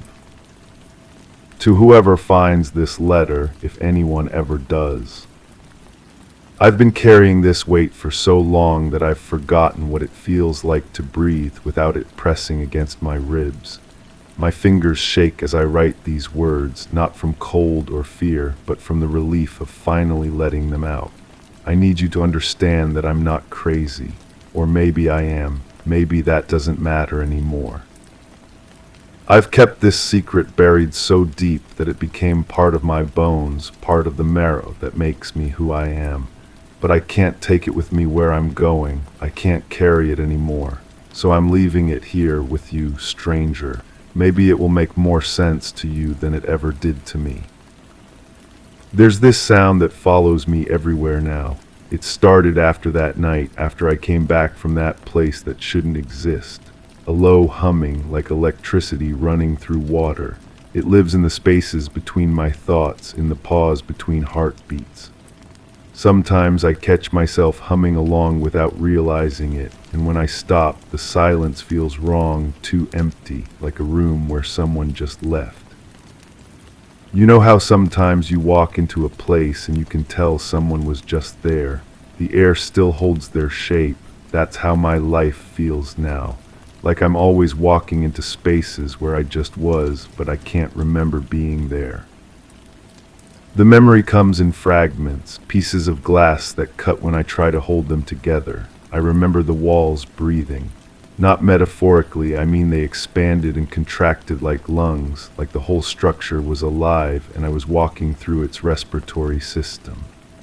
The floor beneath my feet had that same pulse, that heartbeat that wasn't mine, and I realized I was walking in rhythm with it without choosing to. My reflection looked wrong in the surfaces there, not distorted exactly, but like it was moving a fraction of a second behind me, catching up. Or maybe I was the one catching up to it. I touched what I thought was a mirror and my hand went through, and for a moment I felt my own fingers from the other side, cold and desperate. I came back different. I know that sounds dramatic, but it's the only way I can say it. Different in ways that other people notice but can't name. My mother looks at me like she's trying to remember where she knows me from. My coworkers avoid eye contact, not out of rudeness, but like looking at me directly causes them some kind of discomfort they can't explain. Children stare though, they always stare now, from across streets, through windows in grocery stores. Their eyes track me with an intensity that makes my skin crawl. Sometimes I catch them whispering to their parents, pointing, and the parents look right through me like I'm not there at all. The worst part is the photographs. I appear in them, but I look faded somehow, like I was moving when the picture was taken even when I was standing perfectly still. My edges blur into the background. In group photos, there's always too much space around me, like people unconsciously stepped away. I've been having the same dream for months now. I'm back in that place, but this time I understand that I never really left. The version of me that came back, the one writing this letter, is just an echo. A shadow cast by whatever is still there, still walking through those breathing walls, still feeling that alien heartbeat beneath my feet. In the dream, I try to find the exit, but every doorway leads deeper in. The humming gets louder until it's not a sound anymore, but a feeling, vibrating through my teeth, my skull, the hollow spaces in my bones. I wake up with the taste of copper in my mouth and the sensation that my skin doesn't fit quite right. Sometimes I wonder if I'm writing this letter to you or to myself, to the person I was before I walked into that place. I want to tell her to turn around, to run, to never look back, but I know she won't listen. I know she'll keep walking because that's what I did, and this is where it led. The humming is getting louder as I write this. It's not just in my head anymore, I can feel it in the walls of this room, in the floorboards, in the very air I'm breathing. Maybe it was always there and I'm just finally hearing it clearly. Maybe that place didn't change me. Maybe it just woke something up that was sleeping inside me all along. My handwriting looks different on the page. The letters slant in directions I didn't intend, forming shapes that almost look like words in a language I don't recognize. I should be alarmed by this, but instead I feel a strange sense of coming home. Like my hand remembers how to write in a script my mind forgot. There are moments when I catch glimpses of that other place superimposed over this reality. The breathing walls behind the drywall, the pulsing floor beneath the carpet, the watching presence that followed me back, that lives now in the space between my thoughts and actions. It's not malevolent, I don't think, just curious, studying me the way I might study an interesting insect. I've started leaving doors open in my apartment. Not consciously, I just find them that way. The front door, the bedroom door, the bathroom door, all standing open like invitations, or exits, I'm not sure which anymore. Sometimes I come home and feel like someone just left, but I live alone. The air still holds their shape. My reflection in the bathroom mirror has been acting strange again. Yesterday I brushed my teeth and watched my reflection finish a few seconds after I stopped. It smiled at me then, an expression I didn't make, and I realized it wasn't my reflection anymore. It was something else wearing my face, learning how to be me. I should be terrified, part of me is, but there's another part, a growing part that feels relieved. Like I've been playing a role I was never suited for, and now I can finally stop pretending. The thing in the mirror understands me better than I understand myself. It knows where I really belong. The humming has words now, or what might be words if I knew how to listen properly. They flow through me when I'm not paying attention, and I find myself speaking them under my breath. My tongue moves in patterns it shouldn't know, forming sounds that feel ancient and familiar and completely foreign all at once. I think I'm disappearing, not all at once, but gradually like a photograph left in sunlight. People look through me more often now. Waitresses forget to take my order. Cashier's hand changed to the person behind me. I'm becoming translucent, a ghost of myself, and the strangest part is how natural it feels. Maybe this is what was always supposed to happen. Maybe that place didn't steal me away, maybe it called me home. Maybe the life I thought I was living was just a detour, a scenic route back to where I really belonged. The letter is almost finished, but my hand wants to keep writing. The words come from somewhere else now, flowing through me like water through a pipe. I'm just the vessel, the translator, the bridge between what was and what's becoming. If you're reading this, I want you to know that I'm not gone. I'm just elsewhere. In the spaces between heartbeats, in the pause before the echo, in the breath you take when you walk into an empty room and feel like someone just left. Listen for the humming. You'll hear it eventually if you know how to listen. And when you do, when you feel that rhythm beneath your feet and that watching presence in the corners of your vision, remember that you have a choice. You can turn around and run back to the life you knew, or you can keep walking deeper in. I kept walking, I'm still walking, and the path I'm on leads to places that don't exist on any map, through doors that open only when you're not looking directly at them, into rooms where the walls breathe and the mirrors show you who you really are. The humming is so loud now that it's become silence. My reflection waves goodbye from the window, and I realize I'm not in my apartment anymore. I'm back in that place, that impossible space between spaces, and I've been here all along. The letter I thought I was writing, the life I thought I was living, all of it was just the dream of someone who forgot how to wake up. But I'm awake now, finally, completely awake. And I'm home. Story 8. It began as a faint tapping, persistent, like fingers drumming restlessly on a hollow surface. Its rhythm seeped into my senses as I stood at the foot of the staircase, enveloped by an unsettling stillness. I pressed my ear to the floorboards, expecting the familiar creak of old wood settling, but the sound twisted instead, repeating with an insistence that should have felt familiar. My skin prickled as a forgotten sensation clawed its way to the surface of my mind, whispering of a place I had long since sealed away. I couldn't reconcile why it reached me here, where I was meant to be safe. I listened, unable to silence it. I knew this tapping. I'd heard it somewhere I shouldn't have. The problem is I can't remember where. There's a gap in my memory, clean and precise, like someone took surgical scissors to the fabric of my recollection. I know something happened to me. The evidence sits in the hollow feeling behind my ribs, in the way my hands shake when I hold certain objects, in the dreams that aren't quite dreams that wake me before dawn. But the actual event remains locked away, accessible only through fragments that surface when I'm not trying to remember them. I've been different since then.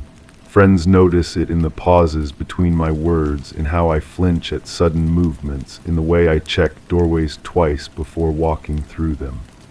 They ask if I'm okay, and I tell them yes, because what else can I say? That I'm missing pieces of myself, that I feel like someone rearranged my thoughts while I was sleeping. I started keeping a journal, hoping that writing might unlock whatever's trapped inside my head. Most entries are mundane, but sometimes my handwriting changes mid-sentence, becoming smaller, more urgent. I wrote things I don't remember writing, words that feel foreign in my mouth when I read them back. The breakthrough came when I was cleaning out my desk drawer. Buried beneath old receipts and broken pens, I found a small digital recorder I didn't remember owning. The device felt wrong in my palm, too warm, with a slight vibration that pulsed irregularly against my skin. The battery indicator showed full charge despite having no memory of plugging it in. There was one file saved on it. I hesitated before pressing play, my finger hovering over the button as that familiar dread settled in my stomach. The recording began with static, then my own voice emerged from the speaker, distant and hollow as if I were speaking from the bottom of a well. I need to document this while I can still remember. Something's happening to my perception. The walls look different when I'm not looking directly at them. There's movement in my peripheral vision that stops when I turn my head. I don't remember saying those words. The voice was mine, but the cadence was wrong, too measured, like I was reading from a script. In the background of the recording, I could hear that tapping sound, the same rhythm that had drawn me to the staircase. The smell is getting stronger, my recorded voice continued. Like new plastic and cold blood, it's in my clothes now, in my hair. I can taste it when I swallow. The recording cut to silence, then resumed with heavy breathing. My breathing but labored as if I'd been running. When I spoke again, my voice was barely a whisper. They're watching from the corners where the shadows bend wrong. I can feel their attention like weight pressing against my skull. But when I look directly, there's nothing there, just empty space that feels too full. The file ended abruptly. I played it again and again, searching for clues in the background noise. Beneath my voice, I could make out other sounds, a low electronic hum that shifted in frequency, creating harmonics that made my teeth ache. There were clicks and pops that might have been interference, but they came in patterns, almost like a language I couldn't quite decipher. That night I dreamed of standing in a room with walls that curved impossibly inward. The tapping sound echoed from everywhere and nowhere, accompanied by flickering lights that hurt to look at directly. In the dream, I was holding something cold and metallic, but when I tried to examine it, my vision blurred and the object seemed to phase in and out of existence. I woke with the taste of copper in my mouth and the certainty that it hadn't been a dream at all, but a memory trying to surface. Over the following days, more pieces began to emerge. I found notes written in my handwriting tucked between book pages, describing experiences I couldn't recall.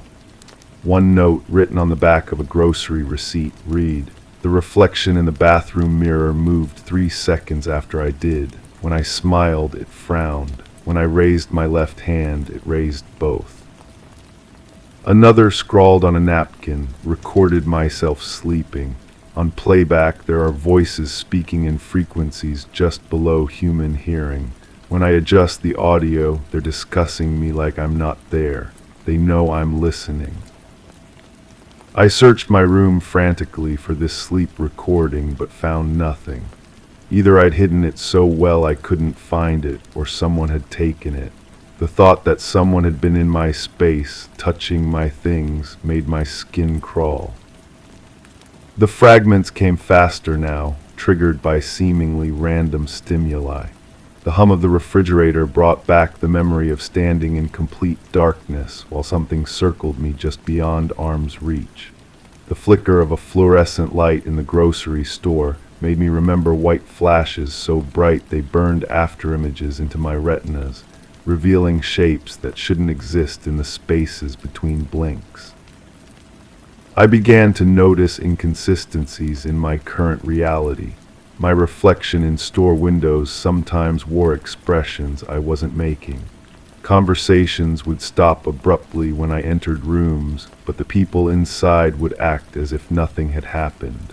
Electronic devices malfunctioned around me, displaying error messages and symbols I'd never seen before. The most disturbing fragment came during a power outage. As I sat in the darkness waiting for the electricity to return, I felt that familiar presence behind me, not quite touching, but close enough that I could sense the displacement of air. I didn't turn around. Some instinct deeper than conscious thought warned me not to look. Instead, I listened. There was breathing that wasn't quite breathing, a sound like air moving through structures not designed for respiration. And underneath it, that electronic hum, rising and falling in patterns that seemed almost musical. When the lights came back on, I was alone, but on the table in front of me sat an object I'd never seen before, a small metallic cube with surfaces that reflected light in impossible ways. When I picked it up, it was warm and vibrated with that same irregular pulse I'd felt in the recorder. As I held it, the final fragment crashed into my consciousness with devastating clarity. I was in a room with no visible walls, surrounded by figures that existed at the edges of perception. They moved with fluid motions that hurt to follow with my eyes. One of them approached, and I could see it clearly despite every instinct screaming that I shouldn't be able to. Its form was geometrically precise yet organic, like a mathematical equation given flesh. It spoke without words, its meaning appearing directly in my mind. The recording is complete. The subject has served its purpose. Initiate memory restructuring.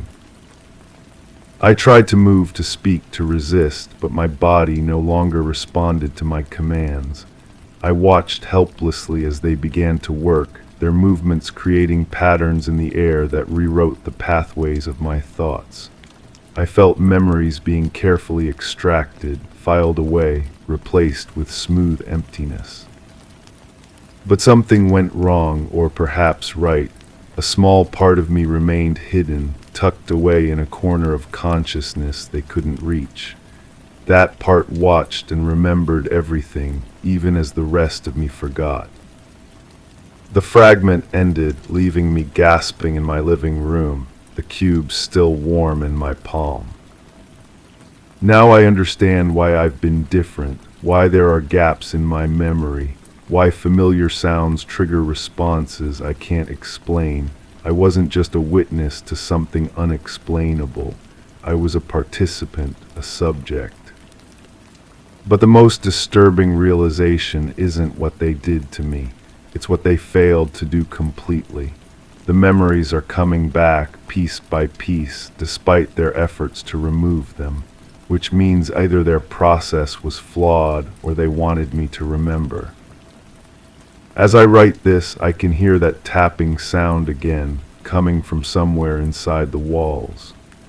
The cube on my desk pulses with increasing frequency, and the air carries that familiar scent of new plastic and cold blood. I think they know I'm remembering. I think they're coming back to finish what they started. Or maybe they never left at all. The question that keeps me awake isn't what happened to me in that impossible room. It's what's happening to me now. Am I reconstructing genuine memories, or are these fragments just another layer of the experience, designed to make me think I'm uncovering the truth while actually serving some larger purpose? The tapping is getting louder. My reflection in the computer screen is moving independently again, typing words I'm not writing. The cube is so warm now it's almost burning my skin, but I can't seem to let go of it. I have the terrible suspicion that I'm not remembering the past at all. I'm living it again, right now, in this moment, and everything I think I've discovered is just part of the recording they're making. The real question isn't what they did to me. It's what am I helping them do to you, Story 9. The faucet dripped, the sound echoing inside my chest rather than the room. My steps traced the same path they always did, yet the floor felt unfamiliar, yielding slightly beneath my soles as if it breathed. A chair, half turned from its usual place, watched with its silent wooden gaze a subtle disapproval. Each creak in the walls seemed delayed, reverberating only after I'd moved. I reached for the coat I never left on the hook, its damp weight slipping through my fingers like a forgotten intent. The mirror showed an image, yet my reflection blinked twice. The dreams come in fragments now, always the same room, but the walls shift their distance when I'm not looking directly. I wake with the taste of copper pennies dissolving on my tongue, and my sheets are damp with something that isn't sweat. The pillow holds an indentation that's too deep, too precise, as if something heavier than my head had rested there. I don't remember when the buzzing started. It lives behind my left ear, a frequency that makes my molars ache. The sound follows me through doorways, pauses when I pause, breathes when I breathe. Sometimes I catch myself pressing my palm against that spot, feeling for something that shouldn't be there. The skin is always warm, warmer than it should be. There were lights behind the trees. The kitchen timer counts down minutes I never set. When it reaches 0, it doesn't ring, it simply resets itself, the red numbers glowing like tiny wounds in the darkness. I've unplugged it 17 times. It continues counting. The refrigerator hums a tune I almost recognize, something my mother might have sung if I could remember having a mother. The door at the end of the hallway stands half open. It's been that way since I moved in, though I have no memory of moving. The gap is exactly wide enough for something to slip through sideways, something that doesn't want to be seen entering or leaving. The darkness beyond that threshold moves differently than regular darkness. It has weight, it has intention. I found footprints in the carpet this morning. They start at my bed and end at that door. The impressions are too large to be mine, too deep, as if whatever made them was carrying something heavy, or someone. The noise didn't come from outside. My reflection has been arriving late lately. I'll move my hand, and for just a moment the mirror shows empty space before catching up. Sometimes it overcorrects, moving my reflected hand before I've decided to lift it. The bathroom light flickers in patterns that spell nothing in any language I know, yet I find myself nodding along as if understanding. The electrical humming grows stronger near dawn. It starts in the walls and spreads to the appliances, the light fixtures, the metal fillings in my teeth. Everything becomes a conductor for something I can't name. My hair stands on end in rooms where no static should exist. I touch doorknobs and feel current that doesn't shock but pulls, as if trying to draw something out of me. I don't remember ever coming back. The shower runs cold water that burns. Steam rises from the frigid stream, forming shapes that almost look like faces before dissolving. The mirror fogs with condensation that writes itself into symbols I recognize but cannot read. When I wipe them away, my hand comes away dry, though the mirror remains clouded. Sleep brings me to the same field over and over. The grass is too green, each blade perfectly uniform, reaching exactly to my knees. The sky above holds no sun, but radiates light from every direction, casting shadows that fall upward. In the distance, a structure waits, not quite a building, not quite a machine. It pulses with the same rhythm as the buzzing in my ear. Each night I walk closer. Each morning I remember less. The chair in the living room has turned itself again. Now it faces the window that looks out onto nothing but darkness, though I know there should be a street, other houses, evidence of a world beyond these walls. The darkness presses against the glass like thick liquid, and sometimes I see shapes moving within it, too large and too wrong to be human. My hands shake when I'm not watching them. I'll look down to find my fingers trembling, tapping out rhythms on surfaces, drawing patterns in dust that I don't remember creating. The patterns repeat throughout the house, spirals that tighten towards centers that seem to pull at my vision, making the room tilt when I stare too long. There were lights behind the trees, and they were calling. The food in my refrigerator spoils in reverse. Milk grows fresher overnight. Bread unbakes itself into dough. Fruit ripens backward until it returns to seeds. I eat nothing but taste everything metal and ozone and something sweet that makes my stomach turn. My body feels lighter each day, as if I'm slowly becoming less substantial, more like the reflection that can't keep up. Time moves in circles here. I'll spend hours in a room only to discover minutes have passed, or step outside for a moment and return to find days have gone by. The clocks all show different times, and none of them are right. The calendar on the wall changes its dates when I'm not looking, months sliding backward and forward like shuffled cards. The basement door is locked from the inside. I can hear movement down there, footsteps that match my own walking pattern, but delayed by exactly 3 seconds. When I stop, the footsteps continue for those 3 beats before falling silent. Sometimes I hear my own voice down there, having conversations with someone who responds in whispers too soft to understand. I pressed my ear to that door once. The buzzing in my head synchronized with something on the other side, creating a harmony that made my vision blur and my knees buckle. For just a moment, I remembered standing in that basement, looking up at myself, listening at the door, and I understood that I was both people simultaneously. The understanding faded before I could hold it.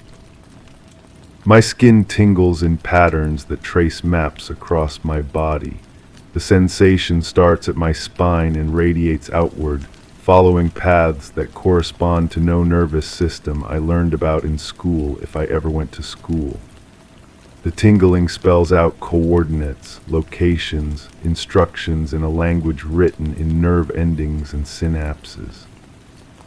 The mirror in the hallway shows rooms that aren't in this house. Through its surface, I see vast spaces filled with that same too bright light, corridors that stretch beyond sight, chambers where figures move with purposes I can't fathom. Sometimes one of them notices me watching and approaches the mirror from the other side. Their face is my face, but their eyes hold knowledge mine don't. They mouth words I can't hear but somehow understand. Soon. The air tastes different at 3 in the morning, charged, expectant. The atmosphere grows thick enough to swim through, and I find myself moving in slow motion, each gesture deliberate and strange. The house breathes around me during these hours, walls expanding and contracting, floors rising and falling like the chest of some sleeping giant. I am the sleeping giant, I am the house, I am the thing breathing. The photographs on my walls show people I don't recognize in places I've never been, yet I know their names without reading the backs, remember conversations we never had, feel nostalgia for moments that never occurred. In some photos, there are gaps where people should be standing, shadows cast by invisible forms, hands reaching from outside the frame to touch shoulders of the missing. I am missing from my own photographs. The telephone rings with calls from numbers that don't exist. When I answer, I hear my own voice speaking words I'm not saying, having conversations with myself about things I don't remember doing. The voice on the other end knows things about me that I've forgotten, reminds me of appointments I never made, asks about people I should know but don't. You're almost ready, the other me says before hanging up. The field in my dreams has grown closer. Now I can see details in the structure that waits at its center, surfaces that shift between metal and flesh, openings that dilate like pupils, extensions that reach toward me with familiar gestures. The building recognizes me. It's been waiting. Each step toward it feels like coming home, and losing myself simultaneously. I don't remember ever coming back, but I never remember leaving either. The faucet still drips, but now the sound comes from inside my chest, a rhythm that matches something vast and patient. My steps trace paths that lead everywhere and nowhere, and the floor breathes beneath me like skin warming to touch. The chair has turned to face me directly now, its wooden gaze no longer disapproving but expectant. The coat on the hook grows heavier each day, damp with moisture that smells like rain that never fell. When I reach for it, my fingers pass through fabric that exists and doesn't exist, solid enough to feel but too insubstantial to grasp. The mirror shows my reflection arriving earlier now, anticipating my movements, leading rather than following. Sometimes I catch it moving when I'm perfectly still, practicing gestures I haven't made yet, preparing for actions I haven't decided to take. Soon I won't need the mirror at all. The buzzing behind my ear has become a symphony, harmonizing with frequencies from the walls, the appliances, the spaces between atoms. Everything vibrates at the same pitch now, including me. I am becoming part of the song, another instrument in an orchestra I'm only beginning to hear. The door at the end of the hallway stands wider now. The darkness beyond has texture, depth, invitation. The footprints in the carpet lead both ways toward the door and away from it, as if I've been making this journey for longer than I know, caught in a loop of departure and return. Tonight the structure in the field will be close enough to touch. Tonight the mirror will show me rooms I can step into. Tonight the basement door will unlock itself, and I'll discover what's been walking down there, wearing my footsteps like borrowed shoes.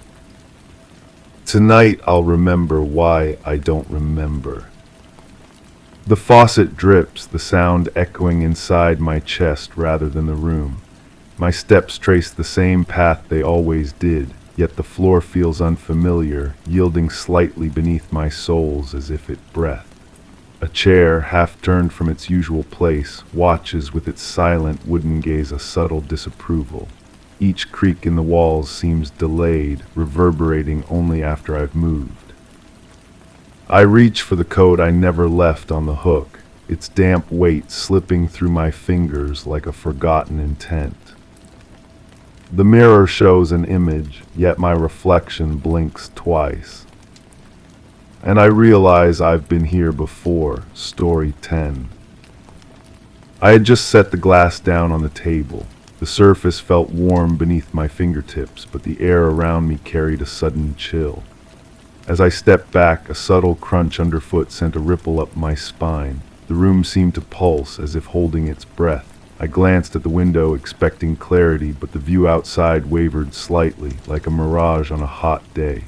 That familiar distance now felt unsettlingly close, and the quiet seemed to thicken, pressing against my skin. The glass remained intact, yet something inside it was shifting. To whoever finds this letter, if anyone ever does, I'm writing because I can't carry this anymore. The weight of it has been growing heavier each day, each night, settling into my bones like sediment. You need to understand that I've never told anyone about what happened. Not my sister when she called asking why I sounded different. Not the doctor when he asked about my sleeping patterns. Not even myself, really, until now. I keep coming back to that glass. The way the water inside seemed to move without me touching it. Like something was stirring it from within, creating tiny whirlpools that shouldn't exist in still water. I've replayed that moment so many times that I'm not sure if I'm remembering it correctly anymore. But the feeling, that sensation of the world tilting just slightly off its axis, that part never changes. It started 3 months ago, or maybe it was longer. Time feels different now, stretched in some places, compressed in others. I was alone in my apartment, just an ordinary evening, when I noticed the light in my kitchen flickering. Not the harsh, electrical kind of flicker you'd call a landlord about. This was softer, gentler, like someone was dimming and brightening it with their breath. I stood there watching it for what felt like hours. The rhythm was almost musical. On off, but with variations like a code I was supposed to understand. My skin began to prickle, starting at my wrists and spreading upward. Have you ever felt like you were being observed by something that wasn't quite there? Something that existed in the spaces between seeing and not seeing? The glass of water was sitting on my kitchen counter. I don't remember filling it, but there it was, perfectly ordinary except for the way it caught the flickering light. When I picked it up, the water was warm. Not room temperature warm, but body temperature warm, as if it had been sitting in sunlight for hours. But it was past midnight and my kitchen faces north. That's when I saw them. Not saw exactly, felt them, sensed them. Like shadows that moved independently of their sources, gathering at the edges of my vision. When I turned my head to look directly, there was nothing. But in my peripheral vision, they were there, waiting, watching, patient in a way that made my chest tight with something between fear and recognition. I set the glass down on the table then, and that's when everything shifted. The crunch under my foot, I looked down later and found nothing. No broken glass, no debris, nothing that could have made that sound. But I heard it, I felt it. The way it traveled up through my bones and settled somewhere behind my ribs. Since that night, things have been different, small things at first. My reflection in bathroom mirrors takes just a moment too long to catch up with my movements. The sound of my own footsteps echoes strangely in empty hallways, as if there are more feet walking than just mine. Food tastes muted, like I'm experiencing it through a filter I can't remove. People look at me differently now. My coworkers glance away when I speak, as if my voice carries something uncomfortable they can't name. Children on the street stop playing when I pass by, their games forgotten as they watch me with wide, knowing eyes. Even dogs react strangely, not with fear, but with a kind of confused recognition, like they're trying to remember where they've seen me before. I've started avoiding mirrors during certain hours, usually around dusk when the light is changing and shadows grow longer, because sometimes, just sometimes, I catch a glimpse of something standing behind me that isn't quite my own reflection. It moves when I move, but the timing is off by just a fraction of a second, like an echo made visible. The dreams are the worst part, or maybe they're not dreams at all anymore. I find myself standing in places I've never been, having conversations with people whose faces I can't quite see. They speak to me in voices that sound familiar but distorted, like recordings played at the wrong speed. They tell me things I'm supposed to remember, but when I wake up, the words slip away like water through my fingers. Sometimes I wake up and my sheets are damp, not with sweat but with something else. Something that smells like rain on hot pavement, metallic and clean. My pillowcase is often cool to the touch, as if I'd been sleeping somewhere much colder than my own bed. I've tried to research what happened to me, but how do you search for something that has no name? How do you describe the feeling of being slightly out of sync with your own life? I've read about sleep disorders, about stress-induced hallucinations, about carbon monoxide poisoning. None of it fits. None of it explains why I can feel them watching me even now as I write this. They're not malevolent, I don't think. That's what makes it so unsettling. If they were threatening, if they wanted to hurt me, I could understand that. I could fight it or flee from it. But they seem curious, like scientists observing a specimen, taking notes on my behavior, my reactions, my gradual transformation into something I don't recognize. Because that's what's happening, isn't it? I'm changing. My hands look the same but feel foreign when I touch things. My voice sounds normal to me but seems to disturb others. I catch myself standing perfectly still for long periods, not thinking about anything, just existing in a way that feels more natural than it should. The glass is still on my table. I haven't moved it since that night. The water level never changes, no matter how long I leave it there. It doesn't evaporate, doesn't gather dust.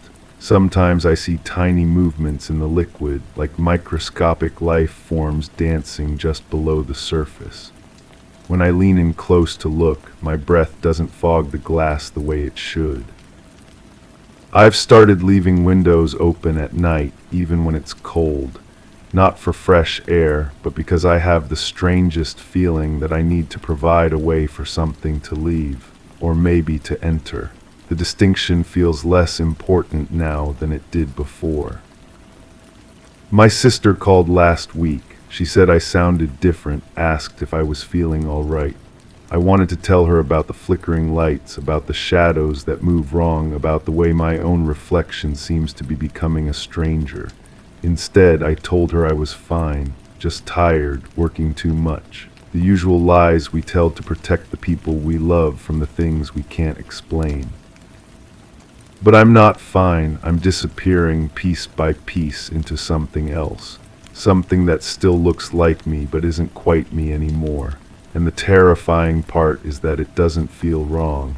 It feels like coming home to a place I never knew I'd left. The presences are stronger now, more defined. I can almost make out their shapes in the corner of my vision, tall and fluid like heat mirages given form. They don't communicate in words, but I understand them anyway. They're waiting for something, a decision maybe, or a surrender. I think about that glass of warm water, about the moment everything changed. Was it random, or was I chosen somehow? Had I been marked long before that night, and the flickering light was just the signal that it was time? These questions circle in my mind like water going down a drain, always moving but never really going anywhere. My apartment feels larger now.